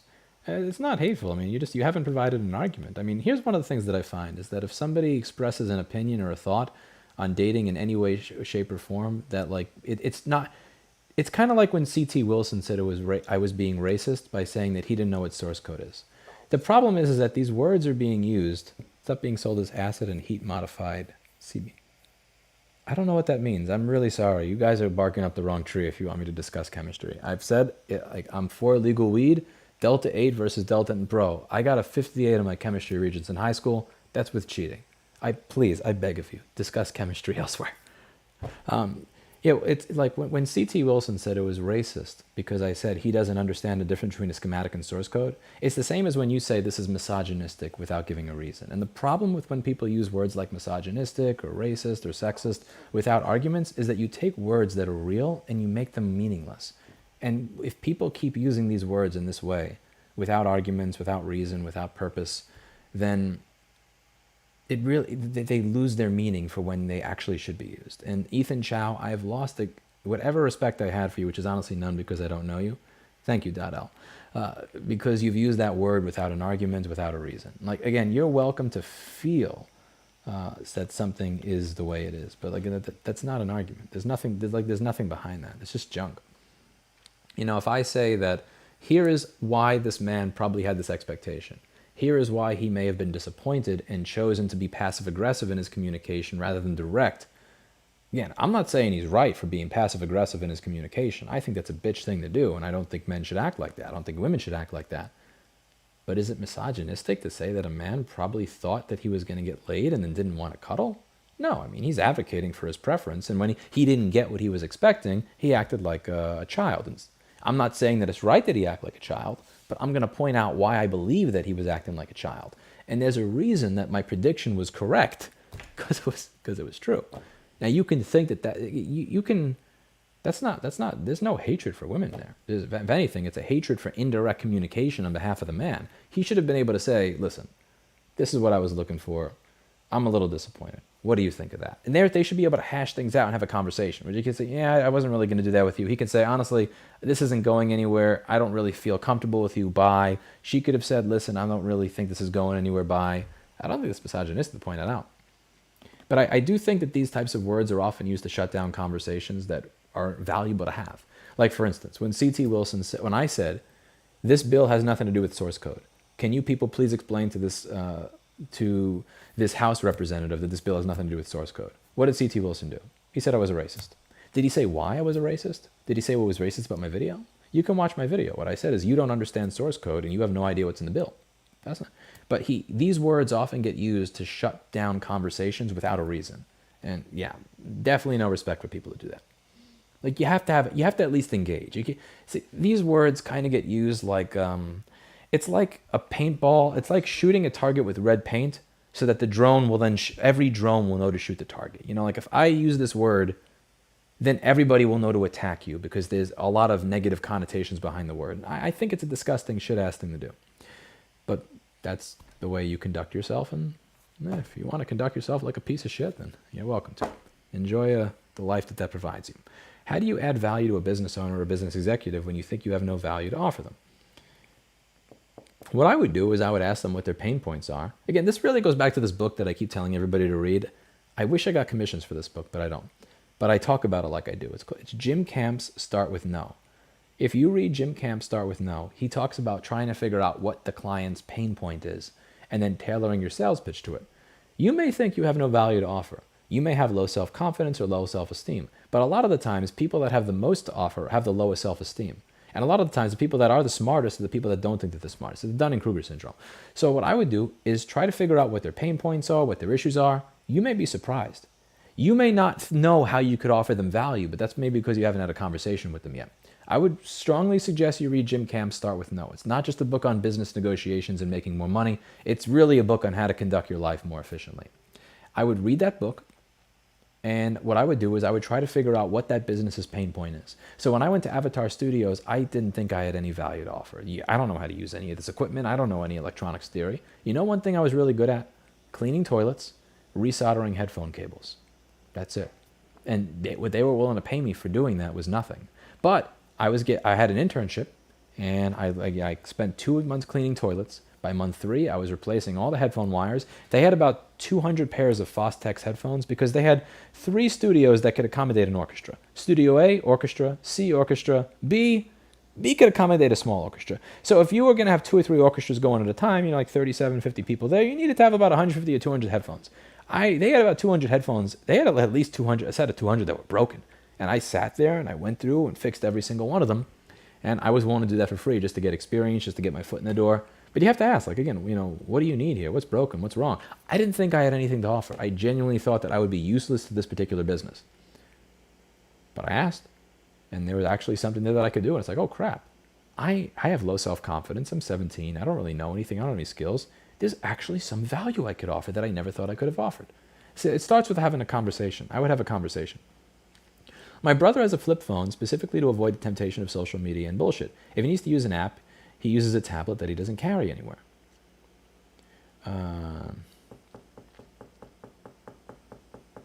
That sounds like a good strategy. Would you be able to date a liberal woman, Louis? Yes, I don't date people based on having the same opinion of me as me on everything. I want to know how you got to your opinion. How did you get to your conclusion? That's more important to me. So if you think the exact same thing that I think on a particular topic, but you think that because you read it on Twitter, or your parent or your dad told you this, so I'm just going to believe it. It's like, fuck that. I want to know how you got to your opinion. I want to know how you got to your conclusion. And I've dated liberal women. I've dated women that were way more conservative than me, which is really... It's an interesting thing when you read the news and you see everything, that you think that all women think X, and then you date somebody that is, I don't know, the type of person that would be in front of an abortion clinic, protesting it or something. It's needless to say, it is an interesting thing. I would be open to dating a liberal woman. It depends, though. It depends on certain belief systems, and it depends how far you go on them, but yeah. You believe the U.S. needs more gun control. I wouldn't say more gun control. I would say more of a cultural change. More of a cultural change combined with the type of parenting that leads to people not deciding that I'm going to go to a school and shoot up everybody in it. I don't know how you fix that with the law, though. There's from the point of view of government, I don't see, yeah, it makes sense. Okay, let's fix this with gun control. From the point of view of a culture or as a society, there's way more things before gun control that I think need to be fixed. There's not having a little bit more compassion for people, raising children that are not the type of children that bully other children. I'm watching you rather than Pornhub. You should be honored. I am honored. There's no way in hell I'd watch random people on YouTube rather than Pornhub. If I wanted to watch Pornhub.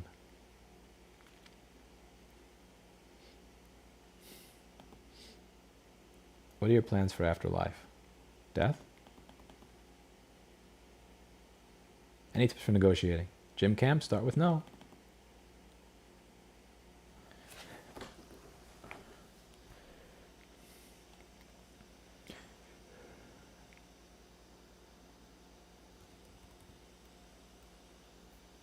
Oh, shit. I'm behind 15 minutes and I lost my place. No. Yeah, I lost my place. Crap. Oh, sweet mercy. What comes to mind when I read THT is music, DJ, THT, live to dance. I've never heard of that before.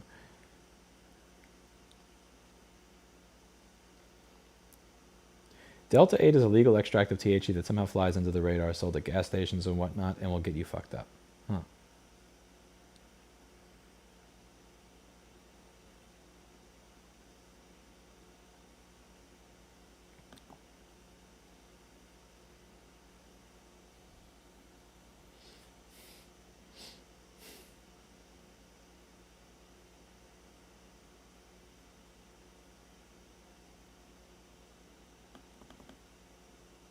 No sex before marriage because of religion.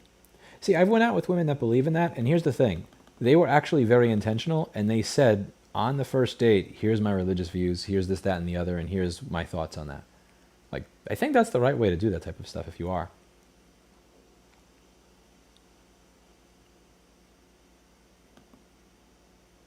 Timed out for shitty comment, Chuck. Let's see. Whoever thinks Louis is angry and bitter has never met my sister, clearly. That's not very nice, Jessica, whatever. That's not very nice. Can I watch your stream while on a date? Yes, we need more engagement. Make sure to keep it on and hit the like button as well. Louis, don't you feel strong pressure to get in a deep relationship now that you're in your 30s? I imagine I would. No, I don't feel deep pressure. I don't feel strong pressure. It was actually my husband who introduced me to Right to Repair on your channel, so thank or blame him for being stuck with me. Thank you, Dan. That's fair. I think in my situation, my relationship for the third option was out of the picture at that point. Purple, I believe that you will be able to get that option. I strongly believe that third option is 110% open for you at some point.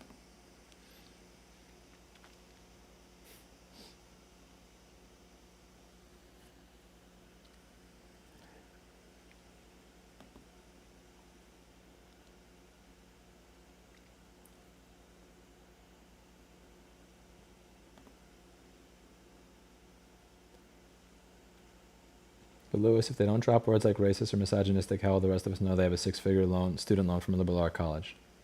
That's fucked up, man. Come on.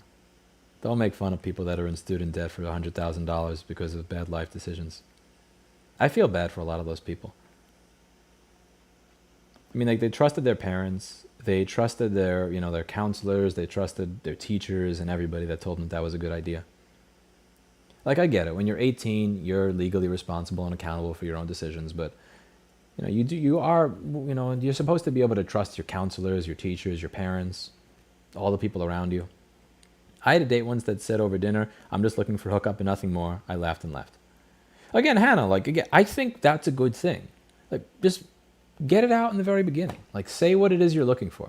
I tell women on the first date, look, I'm looking for a relationship that leads to marriage. Like, here's political thoughts, life history, all the other shit. Like, make your decision. I told Erica everything that I was looking for on date number 1.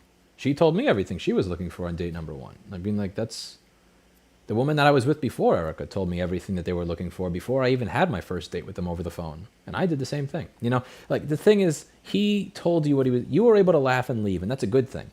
Because imagine if you had wasted 3 or 4 or 5 or 6 dates on that. Like, please say up front what it is you're looking for, and be as honest and open with it as humanly possible.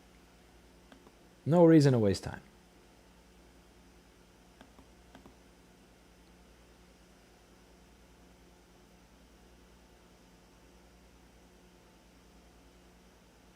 The fact that this guy took his phone in the bedroom at such an advanced stage of dating is deserving of BB. BlackBerry? Again, he failed tremendously at communicating what he was looking for. And I did that as a teenager too.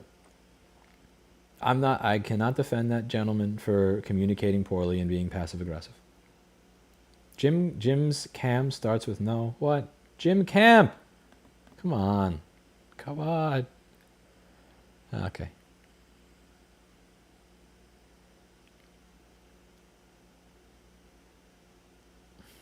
Jessica, whatever, says, aha, you think I have friends, I appreciate that. Hey, if you're a cab driver, you have to have friends. You have to be friendly. You're very friendly the last 2 times I met you, Jessica, whatever. You and the boyfriend were friendly people.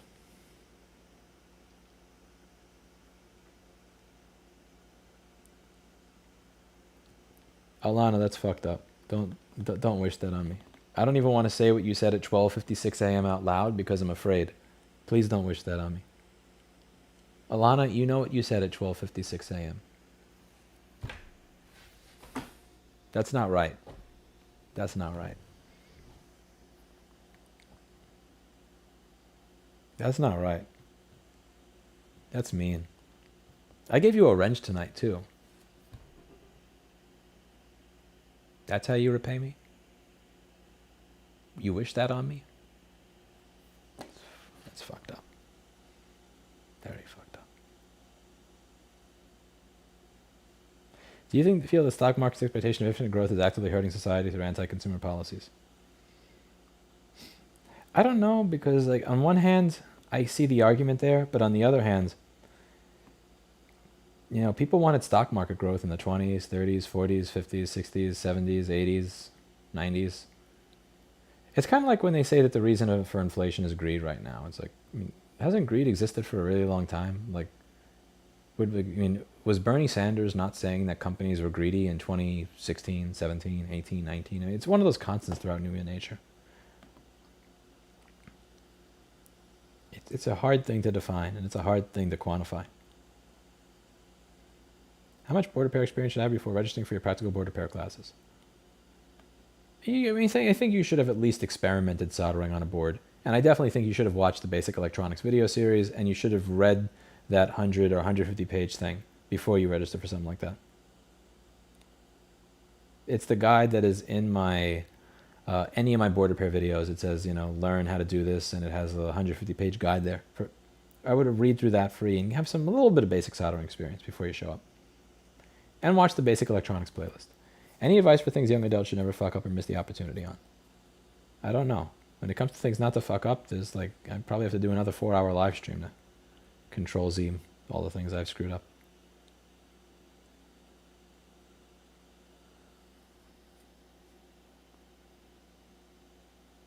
What is your goal? My goal is to clean up my corner of the world. And right now I work in the repair industry, so I'm trying to clean up that corner of the world. What motivates you if the rest of the world did not exist as it is? If the world did not exist as it is, I would be dead, and I would have no goal and no motivation and no need for a goal or motivation because I'd be dead. I would be in the zero world, as Necron from Final Fantasy IX calls it. Final Fantasy IX is a really good game. It's a very good piece of commentary against nihilism.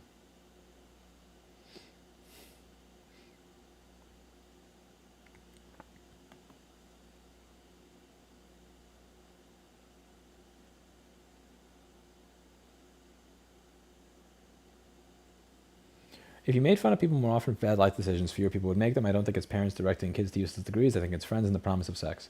Yeah, I'll be honest with you. I was debating getting into student loan debt, not because of that. It's really because I wanted the ability to not live with my parents and to be on my own.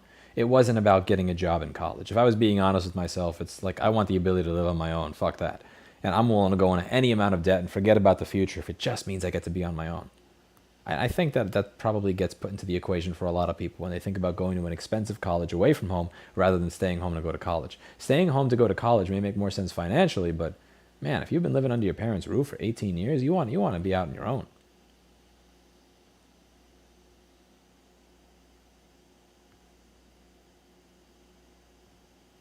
There's a cute girl older than me graduating from my school who talks to me occasionally. I want to tell her something through social media, but I'm too shy. Any advice, Louis? Yes, the first thing you need to do is tell me what it is you want to tell her so I can tell you whether or not it's something that I think would be appropriate. And again, please, for the love of God, do not take my relationship advice, or you will end up like me. But I would still need to know what it is you want to say.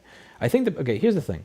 If she talks to you and she initiates conversation, you really shouldn't feel weird. Again, it's one thing if you're walking up to a random woman at the gym that you've never seen in your life, and you're saying, hey, my name's this, like, come out with me. I can see why you're nervous. But if there's a woman that's actively going out of her way to talk to you, by all means, like, have a conversation. Again, here's the thing. You have to assume that when you say what's going on in your head, that whatever happens is going to be the best possible thing. If you say nothing, you're worse off than you will be if you say something, and it's honest and truthful in what you actually believe and what you just...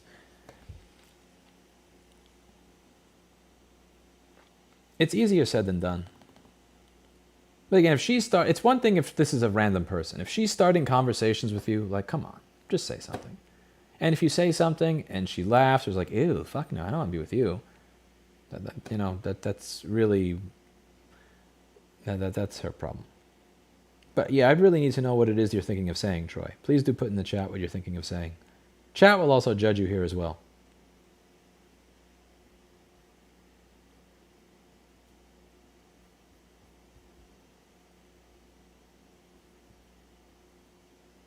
I'm grateful for the wrench, but you said you were open to dating liberal. Wow, I'm going to get you for that.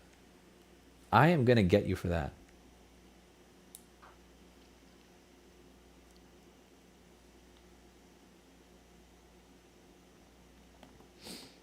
Paul says the most misogynistic person I've ever met in real life was a far right-wing woman, friend, sister. It was honestly surreal. I'm conservative. I won't repeat her views, but it boggled my mind. Again, I tend to ask people to show receipts every time I hear words like that used, just because I've seen how low the bar is for people to call me words like that. Like from people like Ethan Chow, who still haven't provided any argument. Also, thank you. And stop giving me money. You've given me enough money.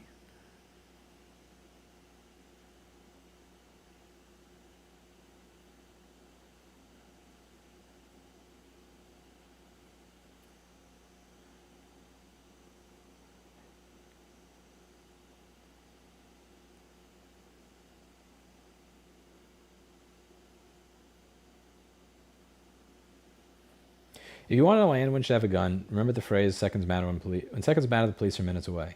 I agree with you there.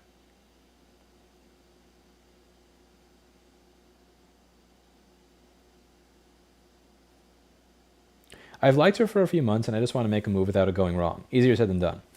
You can't control that, man. You can't control it not going wrong. Listen, she chooses to go out of her way to talk to you. You have a better start than 99% of the people that ask this question.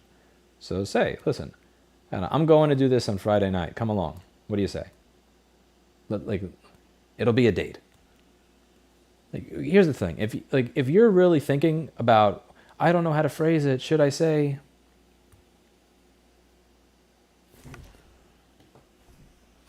Fucking frick. Anyway, why are you even talking about that? Isn't she getting married anyway? Like, don't talk about married women like that. That's fucked up. Like, regardless of who they are, like, don't talk about married women like that. You know? She's going to be married. They're going to be happy together. Like, just like, that's weird. So, but point is, if you're thinking to yourself, you're probably thinking to yourself, should I ask her on a date to a show, or should I ask her to just hang out at a movie, or should I just ask her to go for a walk? At the end of the day, if she actually likes you at all or respects you at all, she's going to say yes regardless of what it is, unless it's something crazy. Like, or if you're thinking, should I say, hey, I'm going to this place, do you want to come with, versus will you go on a date with me? Like, if she actually likes you, it doesn't fucking matter. And if you think like saying this versus saying that will lead to me getting a date and having a lovely time versus her laughing in my face, that's not how this works. She either likes you or she doesn't. And like, you're watching too much shit on YouTube if you think that shit even matters. Again, either she's interested in you or she's not. You know, you said she goes out of her way to talk to you, right? You're in. Sell it. You know, I'm going to do this Friday night. Come along. It'll be a date. See how that goes. She'll say yes. Great. Enjoy your date. She says no. Next one. Here's the thing. You're nervous about whether she says no, right? But if she says no, that means that she wasn't the one that was for you anyway.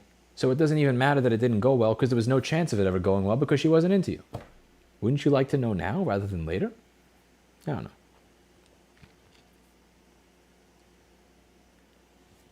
I would send a message. I would do it right now. Or do it when you see her in person. Or don't wait to see her in person. Send it now. Either way. Listen, here's the thing. As I said, if you're a socially awkward person at all, you're probably going to get rejected by 99 out of the 100 people that you ask out anyway. If you're weird or socially awkward or short in some way. So you might as well start getting used to the rejection now so that you can get on the train. Again, I get dates. I've had girlfriends. I've had sex with a good number of people. But that's because Again, it's not because every person I ask out says yes. It's not because 50% say yes. It's not because 20% say yes. It's not even because 10% say yes. It's because I ask and I am out there regularly.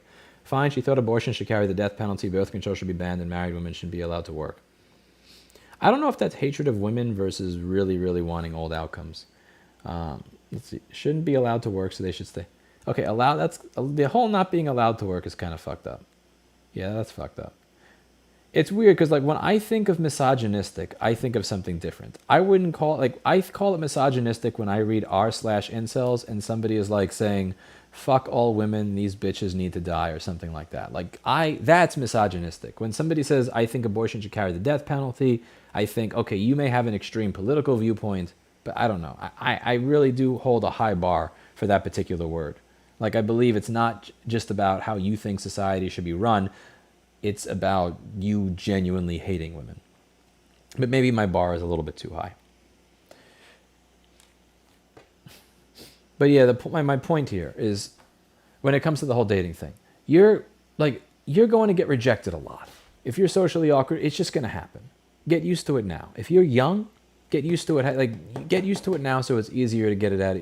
Get it out of your system now, so that you're comfortable asking people out later. Like again, I've had a good number of girlfriends. I've had a good number of dates.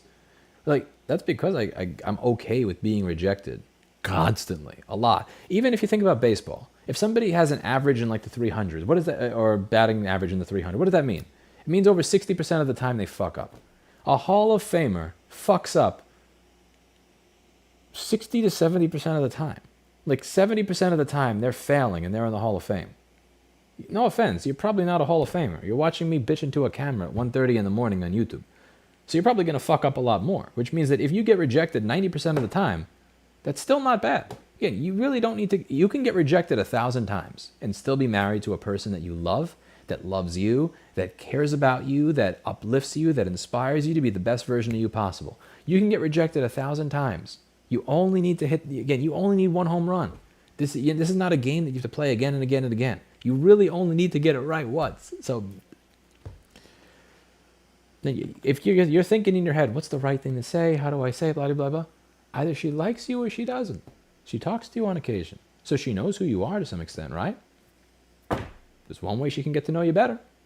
But she's only going to get to know you better, have that opportunity to get to know you better, if you act on it. So act on it. Take some control over your life. And listen, she may chew you out.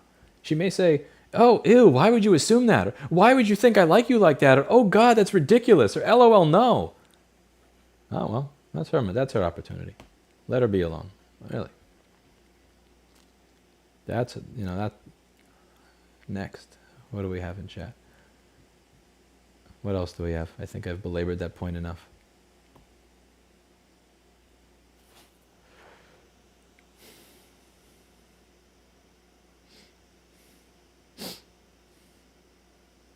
People are talking about pasta.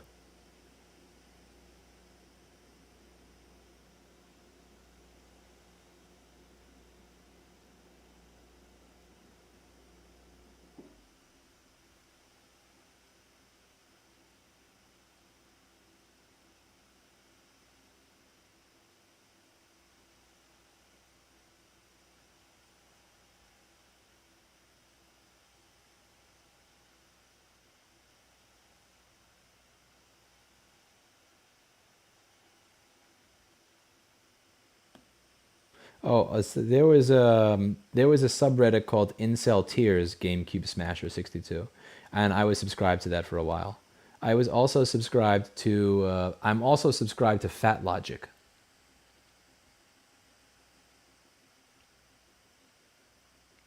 Yeah, there's Incel. I think it was Incel Tears. I forget the name of it. It was one of the ones that would shit on the Incel subreddit. And there was another one called Fat Logic, which I'm still subscribed to today. That shit has me rolling. So I used to have my morning routine, like if I was having a bad day, would be read Trump's Twitter and then read Fat Logic, and usually like 90 seconds later I'd be laughing my fucking ass off and ready to start the day. Those two things used to be like a kickstart to my day. Like I wake up in the wrong side of the bed, I'm pissed at something, I'm depressed over something. Trump's Twitter, Reddit r/Fat Logic. Within 90 seconds, almost guaranteed, I'd be spitting out my morning tea, laughing my ass off, and off to have a good day. I don't know if that one's still around, though.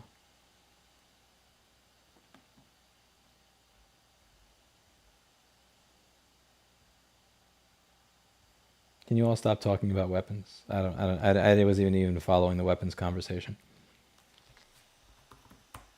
I've liked her for a few months, and I just want to make a move without it going wrong. Oh yeah, I think we answered that already.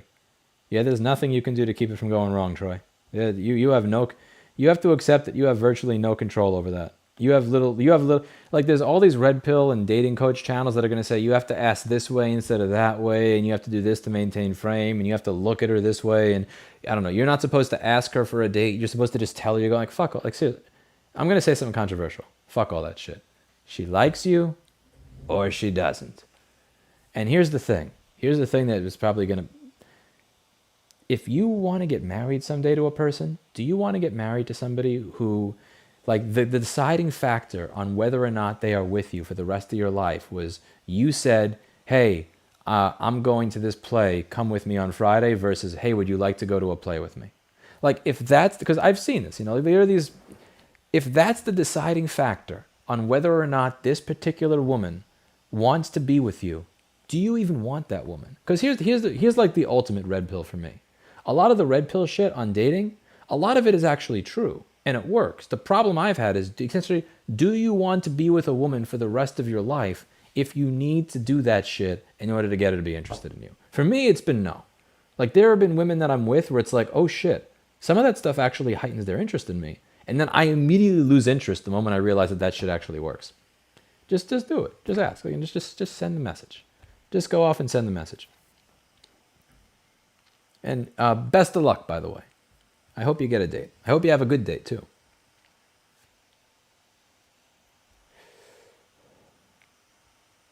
Okay, what am I...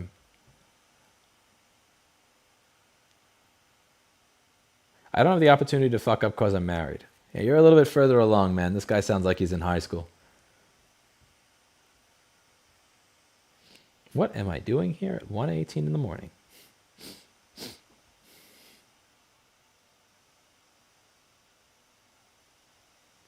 Jelly said if you're weird or socially awkward, you might as well get used to rejections now to get on the train. The saddest thing I learned today, but at least I learned something. I don't think it's sad. I really don't think it's sad. I think more people need to get used to rejection. Do you do anything sporty or athletic besides gym and urban bicycling? I don't know. Urban bicycling is not athletic. That's me going vroom vroom on a Bafang motor that's getting 3,000 to 5,000 watts pushed through it. Did I say that out loud? I meant 750. Sorry, Mayor Eric Adams. Like I don't do kayaking. I don't know baseball. No, I don't do scuba. I don't climb rocks. I lift weights. I use an elliptical, and I used to do martial arts, but I suck at it. And I still practice it at home, but that's not real because you need to spar with people. It doesn't like I'll go through the motions just for at home and the exercises. Sorry if I used the word incorrectly. I was going at not seeing women as equal rather than hating women. I don't think I'm not seeing women as equal. I think I'm seeing them as different. Or I'm suggesting that there are different roles that people have. That doesn't necessarily...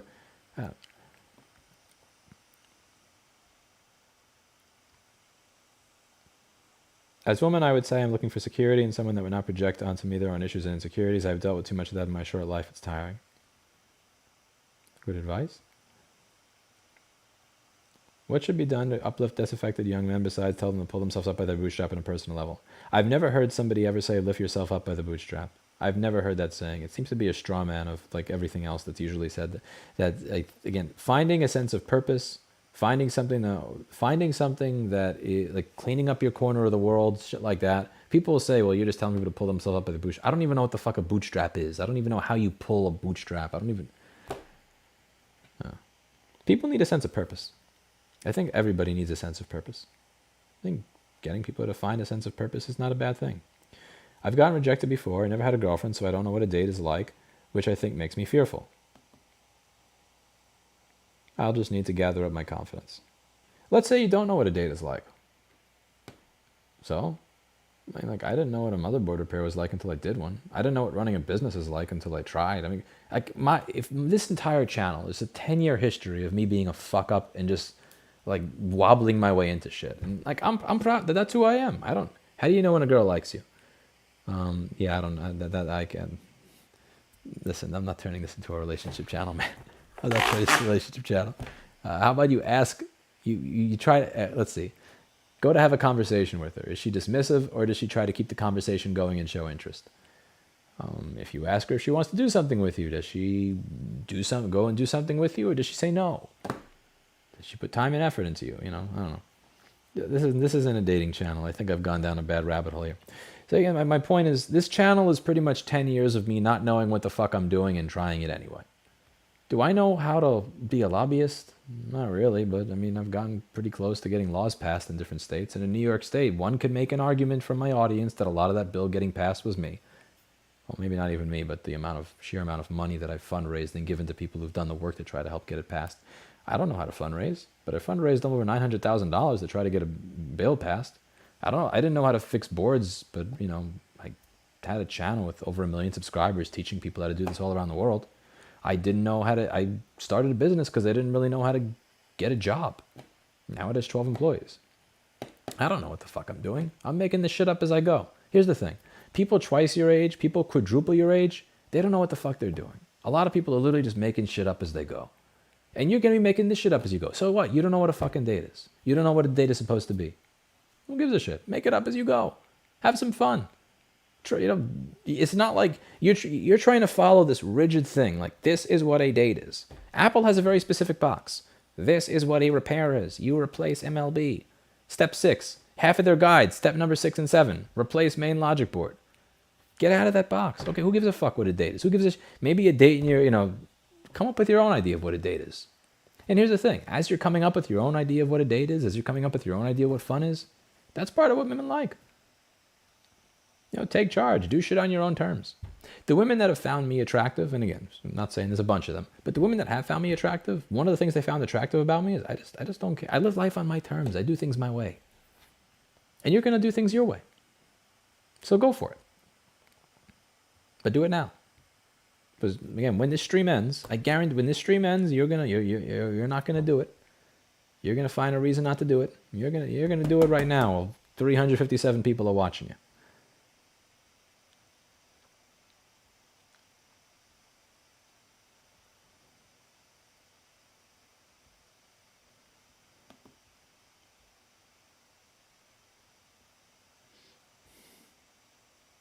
When you have friends that go out to clubs and drink, how do you say no to that? I go out once in a while, but every weekend it gets boring. Find new friends. Suggest something else to do or find new friends.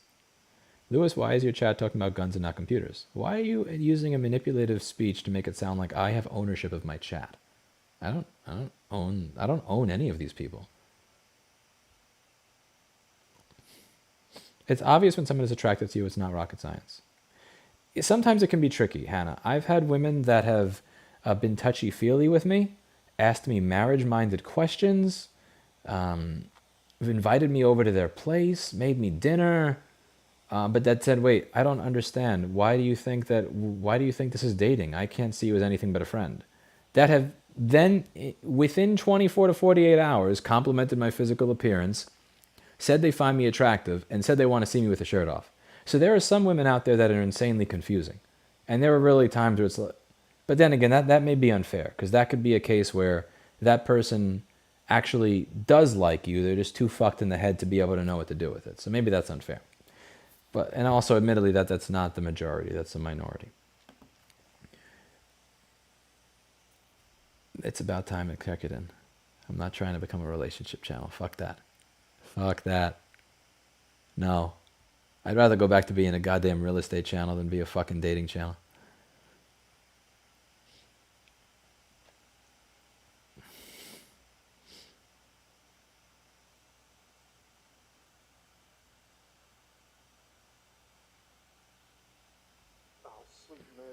Best date I had was walking by the beach and paying a homeless man $20 to climb up a coconut palm tree and rip the coconut apart with his bare hands.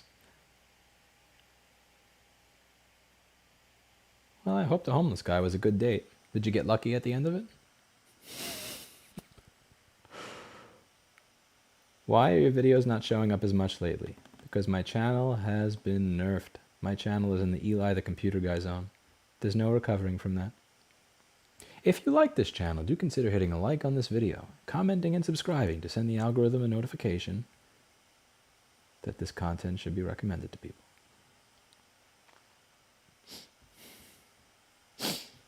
Okay, what do we have here? I'm about to get out of here. I'm about to get out of here. It's time to get out of here.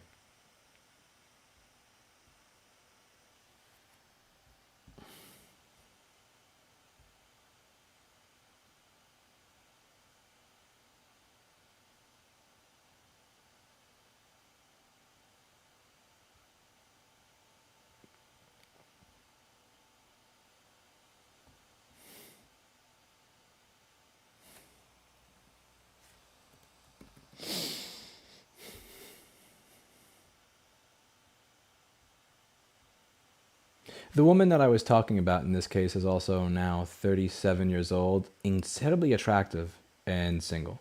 And she's like, every now and then, if you look at her social media, she talks about how, like, there are no good men, nobody wants to spend time with her. And it's like, yeah, I wonder why. I wonder why. Anyway. But to be fair, of all the women that I've met, there's only 2 women that I've interacted with in my lifetime that have been that manipulative or confusing. It's not even close to the majority. Seeing your repairs on MacBooks and how chintzy the cooling systems they have seems to make me appreciate the beefy cooling of my old MSI Dominator gaming laptop. MSI has some decent machines. Brutal, I think I woke up my neighbors laughing. I'm heading to bed, thanks for the laughs. See you later, Paul, and also stop giving me money. You can post stuff in normal chat and I'll read it.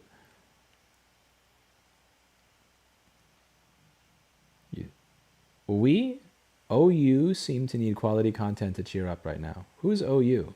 What's OU? What's that?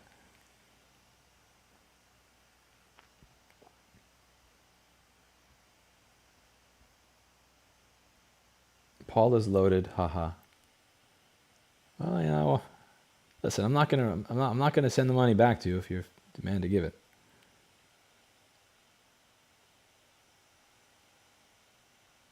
Okay, I'm gonna read one more set and then I'm out of here.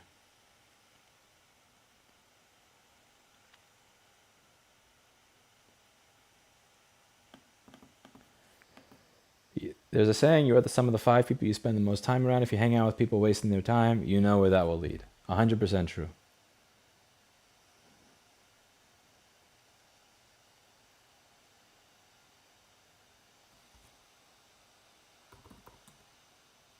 Oh, sweet mercy. If the asking out wouldn't drive her away, I think the date may, but what you said helped. No. See, you ever email Rakita Law? Fuck. I knew I was forgetting something. God damn it. Sorry, Ann. Tomorrow. The experience should... Okay, here's the other thing. If asking out wouldn't drive her away, I think the date may. So you're starting with the conclusion that you are going to drive her away. So this woman goes up to you and she talks to you without you talking to her. What does that tell you about whether you are attractive or repulsive to her? Nobody in chat answer. This question's for Troy. So if you're saying, if asking her out wouldn't drive her away, I think the date may. So let's just do a little bit of behavioral surveying here.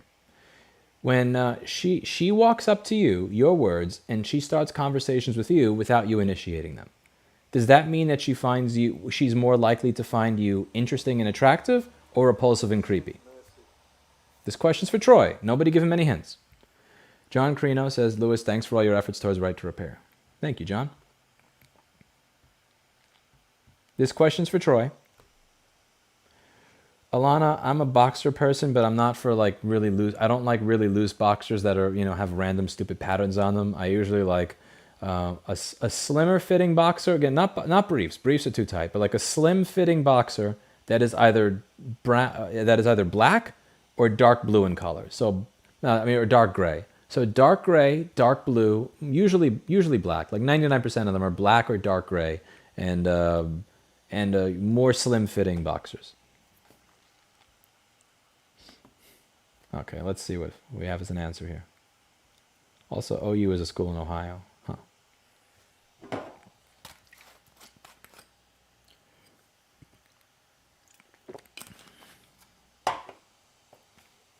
Thanks for the stream. What if you don't hang out with anyone? Seek therapy. You're not supposed to be... There's a reason that you're not hanging out with people and not making friends with people and are alone. And it's not good for you. I would suggest therapy. Not as an insult, but as a legitimate way to work with your brain. When's the dating content coming out? Fuck that, man.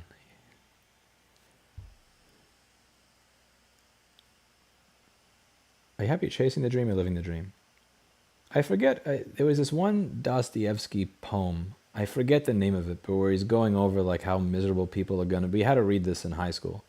Shout out to Mr. Pelenkovic, by the way, if you're still teaching at Susan Wagner High School, for getting us to read this. He was the only English teacher I ever had that actually got us to read stuff with meaning and purpose to it, and really brought out the meaning and purpose. But there was this one thing by him where he was talking about how, like, no matter what you get, once you get it, you're not going to be happy. You're going to fuck the world up in some way to try to get more. I forget the name of it because I was a shitty English student. My apologies, Mr. Pelenkovic, if he's watching at some point, or even if he remembers who I am.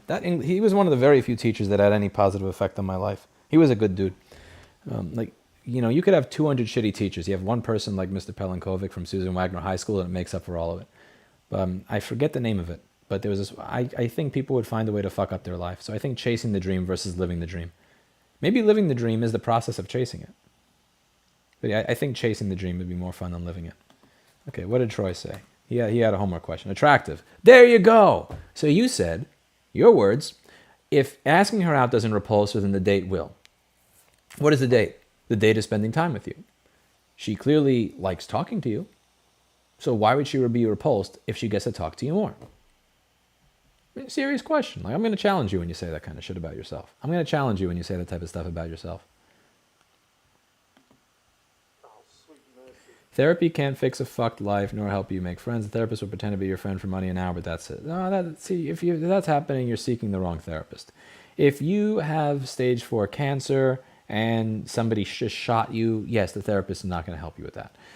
If you have serious issues, then a therapist will help you work through them. Not all therapists are good. I've been to several therapists that were garbage. That doesn't mean that you just toss out the entire profession and give yourself an excuse to lead a miserable fucking life. Fuck that. That's such black pill bullshit. So what you do when you say that is you're giving yourself a license to not get help for a problem. It's like, you're bleeding out the side of your arm because somebody just stabbed you. Hospitals, they look for every single way to upcharge and upbill you and sell you on procedures you don't really need so that they can bill you, the insurance company, $150,000. Fuck that cynical shit. Your arm is bleeding. Go get help.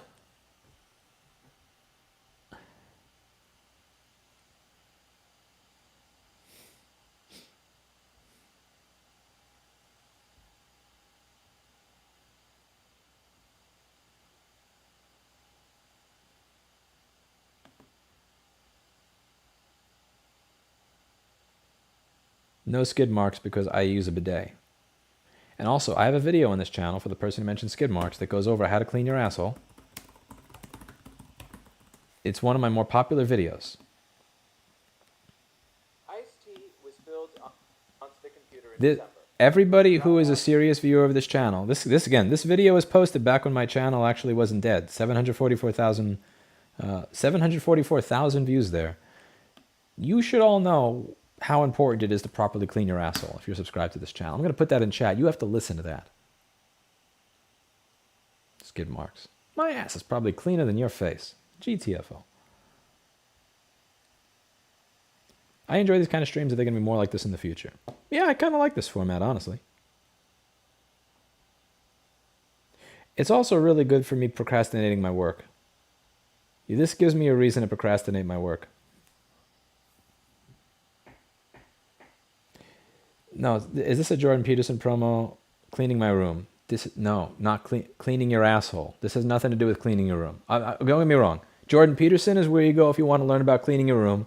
Rossmann Repair Group is where you go if you want to learn about how to properly clean your asshole. They're different things. Now, they both involve cleaning, and they both involve self-improvement. But that is where the similarities end. I'm going to post it again. This link is not about cleaning your room. This has nothing to do with cleaning your room. It's about cleaning your asshole, which is still important. I would suggest, and I would go head to head with Dr. Jordan Peterson on this, that cleaning your asshole is way more important than cleaning your room. You will never truly feel clean if you have skid marks up there because you're using dry toilet paper. Because the culture that we live in has you using dry toilet paper to clean your asshole. Disgusting. If I took a shit on your hand, would you run to the sink, wash your hands off with soap, or would you take a piece of dry paper and do this? No way in hell. So why do you treat the skin on your asshole worse than you treat the skin on your hand? It's discriminatory, I tell you. It's discriminatory.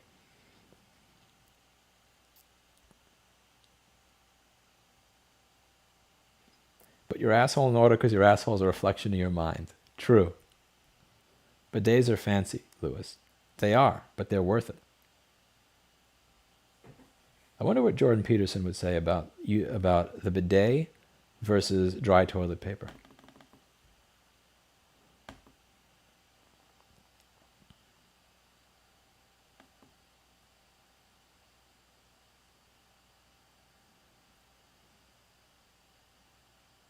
Okay, I'm out of here. I'm out of here. Stupid argument, you would do both.